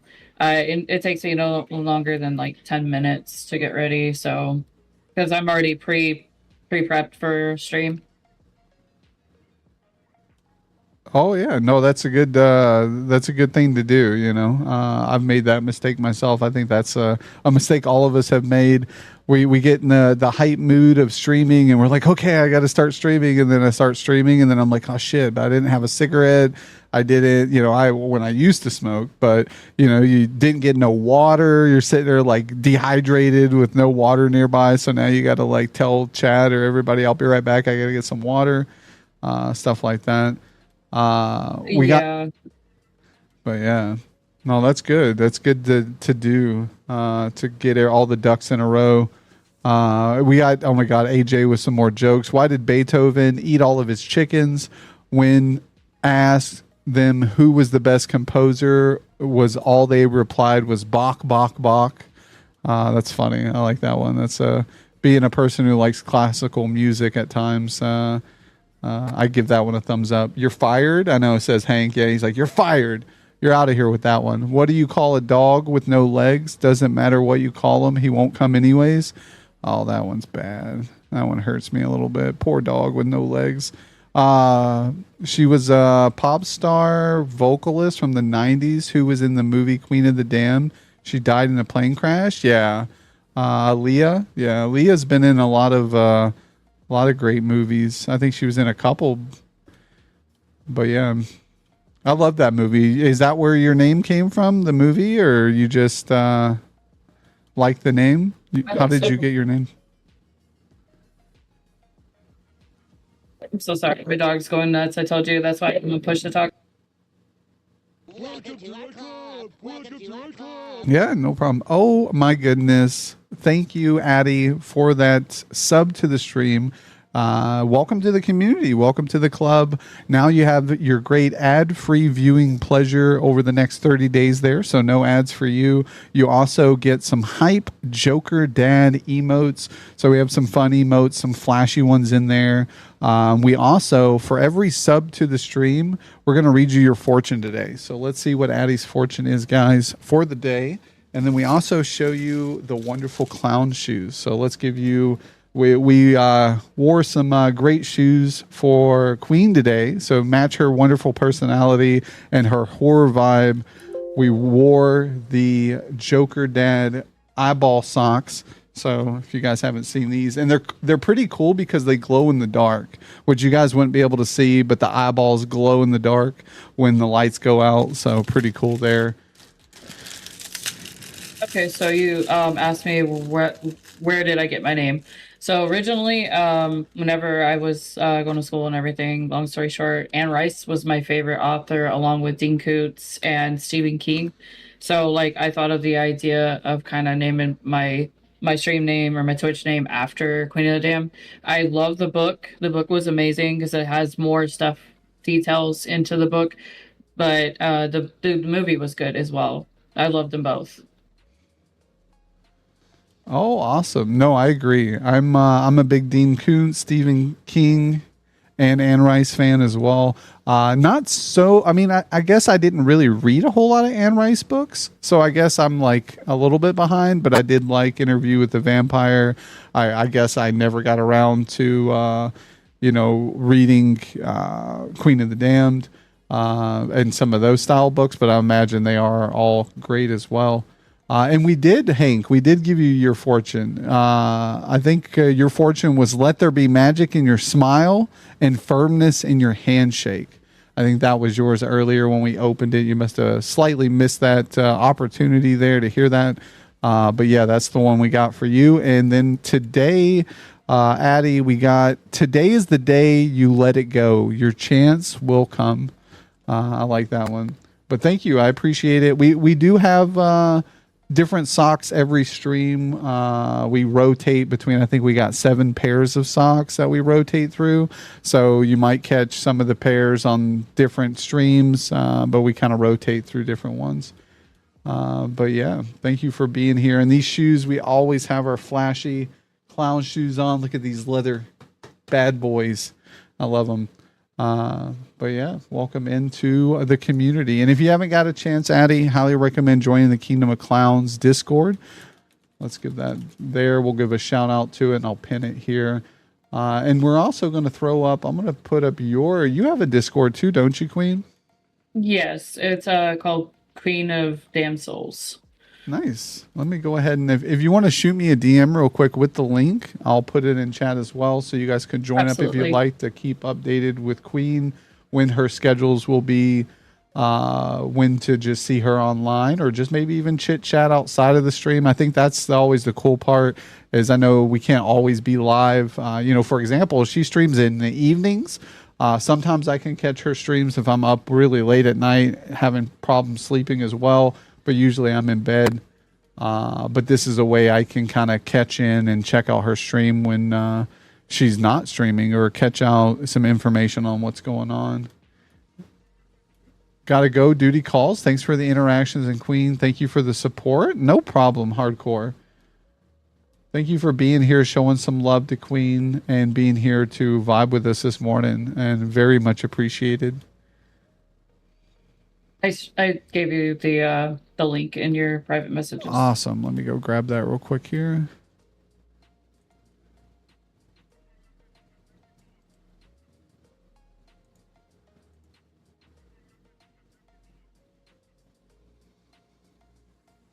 All right. I think it's trying to join right now as well for me. And then where we go, we got that. So we got that back up. Awesome. So Hardcore is my sister-in-law. Oh, awesome. Yeah, let's give Hardcore a follow as well. I think I might have earlier, but I might not have. Let me check here. Oh, there we go. I didn't, but thanks for the shout out, chat, for whoever did the shout out for Hardcore. Thank you, Zahabi. I appreciate that.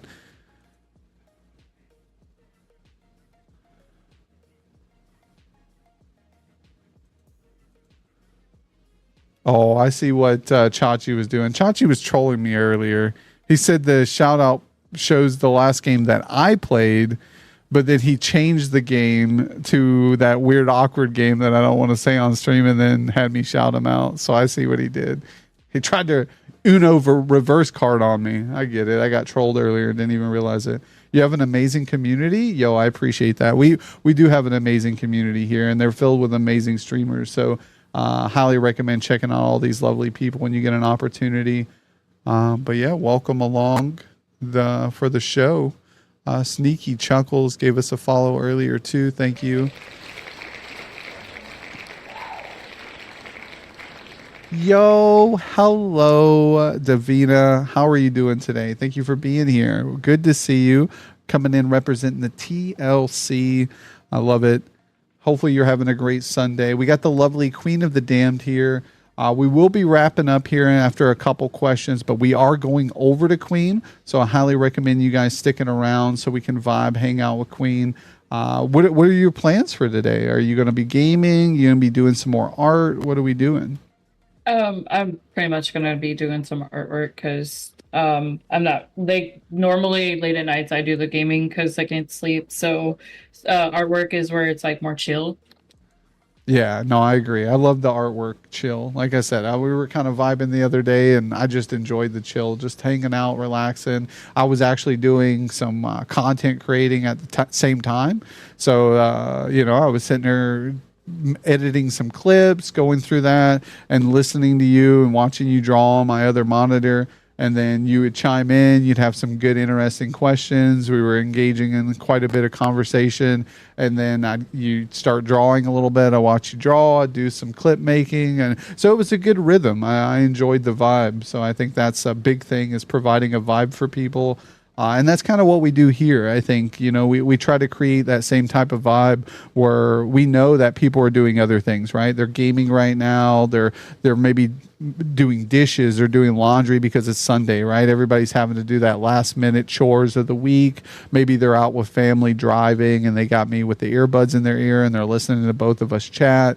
So I think, just providing a vibe for your community is like crucial. I think it's a big thing. Yeah, exactly. So the best way to make that connection is to do something more chill, which the artwork is like my form of chatting, because I can't just sit there and like stare. I have to have something because I have ADHD. So like I'd feel like I'm just like just staring. So I gotta have something to do. Yeah, you have to change your name to Queen of the Stair, right? No, No. definitely not. So what's been your most memorable moment so far on stream? Have you had like some moment that's really stood out over the last like year and a half, 2 years you've been streaming?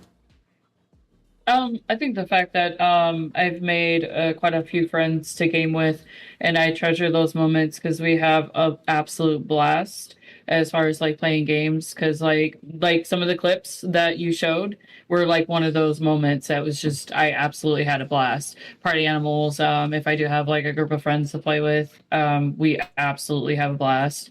I do like all kinds of things as far as like trying to interact with my chat. Like I one night I was doing subs for shots, just so there's some interaction or some fun there. Like I do different kinds of things. I'll do community challenges for people. I try to make that interactions with my chat as much as I can. Yeah, no, I think that's great. Anything that kind of interacts or brings some type of engagement with chat to your stream is always is a winner. Thank you for the follow, but you didn't have to. Yo, yeah, everybody follow everybody. I always say that, and again, it takes some time. I know for me, like I usually try to follow whoever I can, especially if I know they're content creators. I don't expect a follow in return. And I know some people who follow me, sometimes I don't remember to follow them, right? So it's nothing against them. But I always tell people, engage a few more times, right? Come back into the stream, say hi again, check it out. Eventually I'll try to remember to follow you back if I don't right away. But then again, I don't expect you guys to follow me. But if you enjoy the content, you want to be a part of the community, you want to check out the stream, check out other guests that we have on. Like we have some more guests coming on next week. And everybody has something to offer, either through personality, through knowledge, just something, even just good conversation. They might not be the best gamer, right? They're not pro at the games they play. They may actually be terrible at the games they play, but they're good human beings with a wonderful soul. And I think that's like at the end of the day, to me, like we were saying earlier, you touch basis on it, right? Like it's all about the person's personality and how they vibe with you.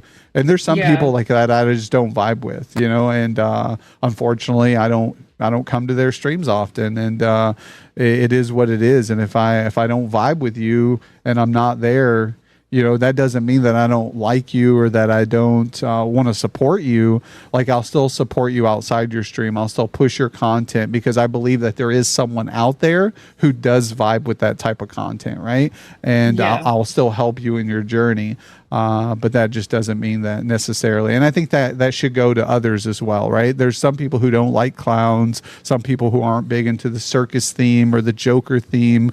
There's some people who don't like Fortnite, maybe fucking hate talk shows and could care less about other streamers. Those people aren't going to enjoy my content. But what they should do is they should respect the hustle and the grind, right? They should respect the effort that I put into the creation of the community, into the creation of my stream, to the effort I put into getting us where we're at today. They should respect that and want to return that favor as well. And I think that's the same mentality I try to have for other streamers, Oh, absolutely. You nailed it on the head. There was, I think somebody, did anybody ask a question? I'm so sorry. Let me scroll up. I know I've got both chats on both scenes. Always fun meeting people. Let's see here. I follow everyone. I love watching people on Twitch and chatting. Yeah, I agree with you there. Gave you a follow, Queen. Meeting new people is the best. Thank you. Terrible. Everyone has a life, Joker, so everyone understands when you can't be there all the time. I mean, I get that. And I think the last 2 times that I've been in your stream, again, I've had to lurk. I'm a big lurker, and I tell people that. I can't always engage with everybody that I support. So if you guys see that you got like 10 viewers and no one's chatting, I'm one of those 10 viewers that's not chatting. And I think That's one of the biggest things that people have to realize, that there are people who care for you and a lot of people who do support you, but they're just not chatting. You know, they're not engaged and they can't be at the time, but they're still going out of the link to provide you with some form of support, right, towards your stream. Right, because they're either working or they're just they still show that support when they're at work, so they can't be on their phone, because some jobs require you're not supposed to be on your phone.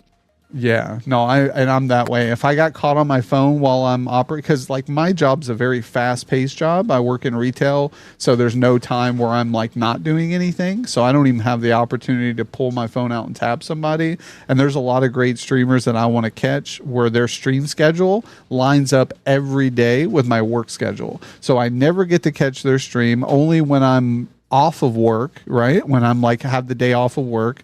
And if I have the day off of work, I'm usually out doing things that I have to take and get done because it's my day off of work and I can't do these things any other day.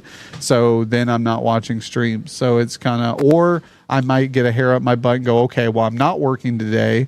So I'm going to stream today, right? Like it's my good opportunity to stream during an off time that I'm usually not on, because I know people can't catch me during my morning stream sometimes. Just like the other day, I was able to catch you when you were doing a day stream because it was the day that you were going to come on the show, but I was sick. So I was like, you know what? Like, I'm sick today. I'm definitely not going to go out and do anything because I feel like shit. So I'm just going to sit here and watch some streams. So I watched your stream. I watched like another stream or two that day. But I was only able to watch like maybe 3 to 5 streams that whole day, which is a very low amount of streams compared to, I know a lot of people who watch a lot, I think somebody had a question for me. I'm sorry. Yeah, no, go ahead. What was that question? Because I'm looking through it and I can't find it. What pieces of art is your favorite to do? That's what awesome. Adriana asked.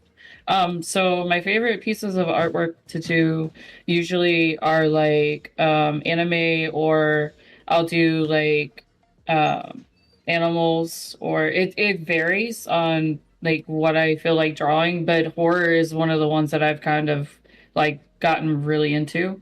So I would say like horror classics, like example Pennywise and Terrifier. My Terrifier came out amazing. It did. I liked your Terrifier. I thought that was really great. When I came across that, I was like, oh, awesome. I was like, I really love the Terrifier character. I've yet to actually see, yeah, I know, don't hurt me, chat, but I've yet to see any of the movies, and I hear they're really gruesome, and I'll have to check them out because, again, it's like a killer clown style movies. But no, I love your artwork. I think you do amazing with it. I'm going to say welcome in. We've got official Queenie here. Yo, I appreciate you, official, coming in, showing some love for Queen of the Damned. We also got Benism. How's it going, Ben? How are you doing, my man? Good to see you. Thanks for stopping in. But lurkers, I find them the best ones when they lurk because they're always there looking. Exactly. And I think that's the biggest thing is some people like to just very antisocial too. Lurkers are people who don't want to draw attention to themselves sometimes. So they're unable to pull through to that social aspect sometimes. And they just like to feel a part of the community, be a part of the community, but not directly involved. So I think that's something too. There are lurk bots, though. Be careful for suspicious streamer names. No, exactly, Hanks. I agree with you there. That's something that we don't support within the community. We've had to remove individuals. We've removed some of those individuals at times off of our team because of false engagement in the communities. Where they'll go above and beyond to fake their engagement. With being active or involved. They'll also fake the engagement within their stream of who's actually watching them and their viewer count numbers. So they'll prop themselves at the top of the list while providing mediocre content and make you feel like you're watching something genuine. And I think that's misleading, and unfortunately it is what it is. I purge about 4 to 10 bots a month that show up. You can tell because they will have no streams, one clip, and new accounts. Yeah, that too. Harley Quinn is badass, but who was the best Joker? I only use it for streamers who has a clown pipe, so Harley Quinn is for Joker, yeah. Yeah, no. That's awesome. I have a special emote for Joker. When I'm in here, it's one of mine, but it's Harley Quinn. Yo, we love Harley Quinn here. Awesome, awesome. But no, it's I think we've got just one or two more questions, and then we'll be coming over, Queen, to hang out with you. But again, I want to thank you for coming on the show. I had a blast today. We got to know you quite a bit. We got to check out some of your clips. We're going to actually put in, now that we have this downtime, your Discord. I copied and pasted it. I thought I entered it earlier, but it didn't go through because it's been froze here in my chat. There we go. Let me hold on. Queen's Discord. There we go. Queen's Discord, and we're going to pin it here. So I recently joined Queen's Discord, so if you guys would like to keep up to date on Queen's community, I highly recommend joining over, saying hi. Just joined. Awesome. So I know you're busy, Joker, but how are you, and how is your friend next to you? I'm doing great. I'm doing awesome. I don't know. You mean this friend up here, Joker baby, or this friend right here next to me, Queen? We got a lot of friends here. But no, it's awesome to have you in here. Both of them. Yeah, I think Joker baby's doing pretty good. He got to say hi to everybody earlier. And I think Queen's having a good time. But I'll let Queen answer that. Yeah, I am. I'm not trying to interrupt you in any way, so.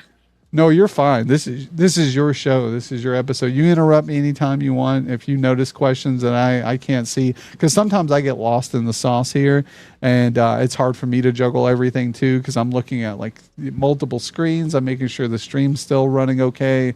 So it's like, oh, my ADHD is gone. I gotcha. What games are I into? Is that what you're trying to ask? Yeah, I think she probably wasn't. I think she wasn't here in the beginning when we covered over the games you play. Oh, absolutely. I can touch that really quick. So two main games that I usually try to play the most is Phasmophobia and Demonologist, but I do play a lot of variety games. I play a lot of Party Animals because it's like it copes with my ADHD really well. I used to play Fortnite. I don't play it as often because I don't have a full group. But yeah, like Party Animals, Demonologist, and Phasm. Yeah, that'll be a mutual that we do. I'll play Phas with you sometime if you play Fortnite with me. So we'll have to set up some collab if you're down, even off stream. I like to play a lot off stream, but I also like to collab on stream. So we can always set up something to get some people. I know we're gonna maybe do a Phasmophobia event in the future, so that might be something we do in the community. So I'd love to have you a part of that since you're a Phasma player. Absolutely. Just let me know. Yeah, and you were doing Party Animals. Wasn't that what you were doing the other day? Yes, I love Party Animals because the fact that it's just very entertaining to me. I love to beat the crap out of other players, so like the frying pan, the shovel, and also the lollipop. So it's one of those things where it's just like it's fun to me. Yeah. Oh yeah, she did, Davina. She mentioned scary games. I played Phas VR, and I never cried so much. Oh my goodness, I didn't know they had Phasmophobia on VR. That must be really cool. Yes, they do. It's actually a lot more. I would say a little more scarier if you have VR on, because they actually get up in your face. It's scary. Oh yeah, no, that's got to be. I don't know if I could do that. Those VR games with scary games. Yeah, I think we have both Zahabi and then Davina said what kind of scary games. But what's your favorite one? If you had to pick one favorite scary game that you've played so far, what would it be? Hands down, I would say probably Demonologist because of the jump scares alone. I've gotten scared from that game multiple times. Yeah, I like the eeriness of Demonologist. Like, I would have probably got Demonologist first and just played that one, but I bought Phasma first, and I haven't played Demonologist. But I think if I did play Demonologist, it would probably be mostly that game, because I just like the maps or the stages, I guess you would call them, or boards, or depending on how old you are and what you call them. Because I'm an old head, so I call them boards, even though that's like not the correct terms, I guess. hands down, demonologist would probably most likely be the one that scares me the most. Of course, the mortuary assistant has some good jump scares as well. That scared the crap out of me when I first played that. Yeah, we had Let's Be Frank. Let's Be Frank's been on the show. He's done a lot of horror games, and I asked him what his scariest games that he would recommended, and he said the same. Mortuary Assistant. And have you ever played Madison? I think I've seen only gameplay of that, but no, I haven't. Not yet. Yeah, I think he said Madison, and I've only seen a little bit of that too, and it looks scary, but I still think Mortuary Assistant is better in my opinion. I like the environment and stuff of that game better. But yeah, so if you, one of our last questions here is if you could travel anywhere in the world, where would you go? Where would your destination be? I would probably most likely say probably like Iceland or Alaska or Colorado. Those are like kind of in the juggle. Because like honestly, I think I'd choose Colorado over both of them because I have family there, some family, and then of course I heard it's beautiful there.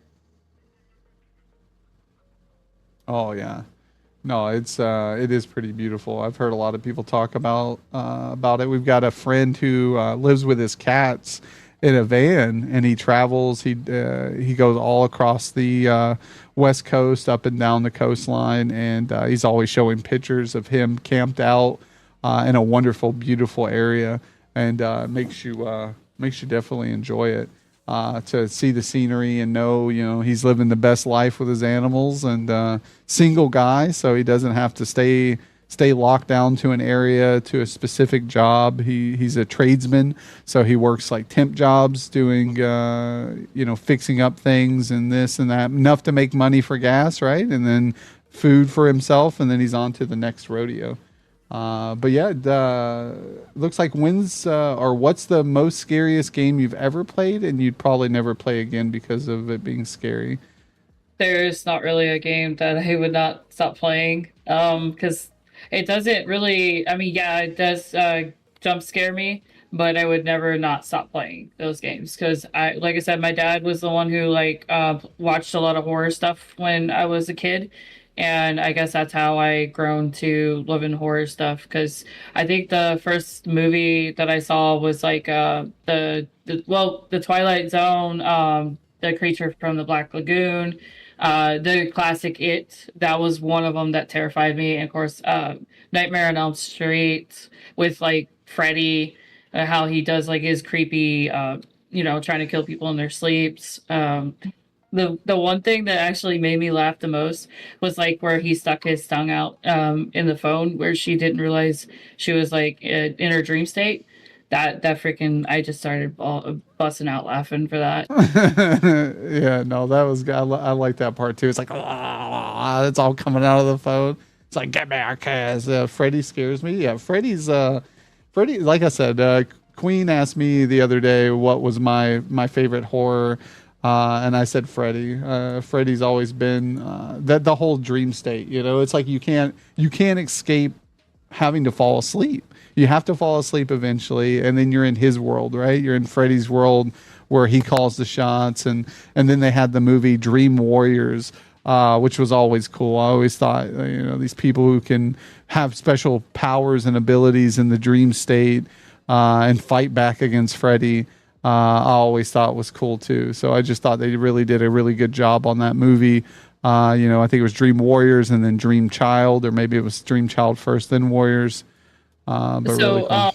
Fun fact, my sister-in-law, hardcore, her daughter actually met Robert Englund, and she's got pictures of him. Like they're actually at her house and stuff. And I was like, no freaking way, that's awesome. So yeah, she actually met Robert Englund.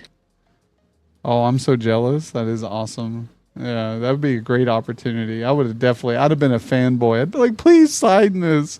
Please, I want a picture. I need a selfie. Oh yeah, she's got pictures of him. I was like, damn it. Yo, we got, there you go, Davina. I gave her a shout out there. Click on that. Give a heart button there. Go ahead and click it. Show some love. We've got the Discord also pinned in chat. So if you guys want to join our Discord, highly recommend doing so. I think we just got one more quick question, and then we are done for the day. But we will be going over to Queen, so please, please, please stick around so we can show some love. Come over, hang out for a bit. Check out some of her digital artwork. She'll show you some of her amazing work that she's been doing recently. So highly recommend sticking around and checking that out if you can. But I know a lot of you guys, you've been here for the full 3 hours. It's hard to expect you to sit any longer. So if you got things you got to do, drop in the lurk, drop in the tab. Once we come over, it's very much appreciated. So maybe somebody who has a little bit of extra spare time can come in and catch Queen. Yo, Mega Mediocre, another big W. Appreciate you coming through, my man, showing some love for Queen here. But yeah, so the last question is, what's your biggest fear, Queen? What fears do you have? Things like that. I would probably most likely say burning to death or drowning to death, because as a kid, my dad would like do like the grill outside and stuff, and I think I don't remember what age I was. I'm sorry, I can't recall, but when I was younger, I ended up hitting the grill with my back and I burned it, but luckily it didn't go to a 3rd-degree burn. So that actually kind of like put like a traumatic kind of thing. So if I touch anything that's really, really hot, it kind of makes me, it's a trigger moment. It's weird to explain, but yeah. No, I understand that completely. It's terrible. I've when I was younger, I picked up a big piece of burning charcoal out of a grill. I was really young. I think I was like 5 or 6. My family was having a barbecue. It was late at night, and one of the coals must have came out of the grill. And all I saw, like I didn't even think about the grill and what was going on. All I saw was this big glowing orb in the ground. And I just walked over and went to pick it up. I didn't realize it was hot. I was young, right? You just see something glowing, and then, oh my goodness, Joker Mom must be baking. Her alarm's going off. We're burning. We're burning. No, I'm just kidding. No. Speaking of burning, no, exactly. Fire! What the Queen jinxed us. No, I'm just kidding. Tom Cruise without the fire. Yeah, exactly. But no, it's terrible. Like, I would not wish that upon anybody. And like you said, drowning is another not so fun way to go. I can only imagine, suffocating and drowning on fluid in your lungs. That's got to be a horrible way to go. Somebody has one more question for me. They said, do you believe in ghosts and have you seen a ghost? Okay, so I don't want to scare anybody, but okay, I will tell you my most scariest experience ever. So, like I said, I lived in Tennessee with my parents, right? And they had 20 acres. So, long story short, I had a friend who lived nearby. She was taking me home because I didn't have a vehicle at the time. And at this time period, we had flip phones, but they never had cameras or anything. So she was taking me to my parents' house, the end of the driveway. There was a 6-foot body or some sort that it had eyes, but it had no body. It was invisible or something. I don't know. I don't understand it. It was crazy. We were 100% sober. I didn't drink and I didn't smoke when I was younger at all. But they literally looked at us and it blinked intelligently. It had yellow eyes. And it scared the crap out of me and my friend. And we looked at each other like, are you seeing this? And so she tried to drive towards it, and it took off within the blink of an eye. And I saw its shadow because we had only one neighbor, and they had a street light. So from like its shoulders and all the way down to like its hands or claws or whatever you want to call it, it was terrifying. It literally looked like a real monster. Like, I know y'all are probably like, you're crazy. True fact. That's what I seen. And I can't get nobody to like believe me because my brothers thought I was freaking crazy. They said it was a deer. I was like, that was not no deer. Yeah, no, I believe in stuff like that. Some people believe that's like some people say there's a big argument out there between aliens and demons, ghosts. There's these things where some people believe there's different species of aliens out there, and the aliens are what some may appear as ghosts or demons. So there's a wide spectrum, and there's supposedly all these different sorts of species of aliens or demons. So it's like it's tough to say, but I believe that we are definitely not alone on this planet. We're definitely there's more to what meets the eye. Are we in some giant computer simulation? Is this all make believe? Is this perception of our reality, and we're just like tapped into the matrix in some hibernation incubator, being siphoned out of our resources, being used as some battery somewhere? Who knows? But I'm just sorry, one more story is you touched up on demons as well. My daughter, the place I used to live before I moved, she actually seen a pair of red eyes at one point. I literally had to get the house blessed. I know I'm not touching up on religion whatsoever. I'm just saying that we had to cleanse our house because she literally seen something with a pair of red eyes in her closet. So I'll just leave it at there. Yeah, no, it's like I said, there's some crazy things that happen in the world, and it's hard to, I feel like, we have a strong sense of these things. What we believe or what we portray to be real or what happens. But like, I feel like we just don't have a clue. You have an understanding, that things are crazy and who knows what's going on. But I just feel like we'll never truly understand. And when we will, drugs are bad, Chad. Yeah, it's a good acknowledgement there, Zahabi. Drugs are bad. Lay off of them, chat. Yeah, you guys are wilding out. Okay, I'm just kidding. Drugs are bad. Okay, we shouldn't do them. Yeah. On that note, chat, it's a good way to end the stream with that comment. We got some Dare T-shirts. Did you ever get a Dare T-shirt when you were a kid? Did you ever? Yeah, you did? I got rid of it. I was like, it was just, it's vintage honestly. No, I'm just yeah, it is vintage, but I didn't care. Like, honestly, I thought that was like, I understand they were trying to educate us, but they could have done a lot better with their freaking video. It was just like, really? This is your brain on drugs. The egg in the skillet. Yeah, that's pretty bad. Or that using a dog. They try to win you over with what was it, McGruff? I forget the dog's name, but something McGruff. I can't remember exactly what the dare was, because all I remember is like just the shirt with like the letters and everything. I don't think they ever had like a mascot for where I lived in Tennessee. They just kind of touched up on everything what the drugs did, and it was just, to me, it was kind of not put together. It was kind of like, it didn't grasp my attention. So they could have done better. Do better. Yeah.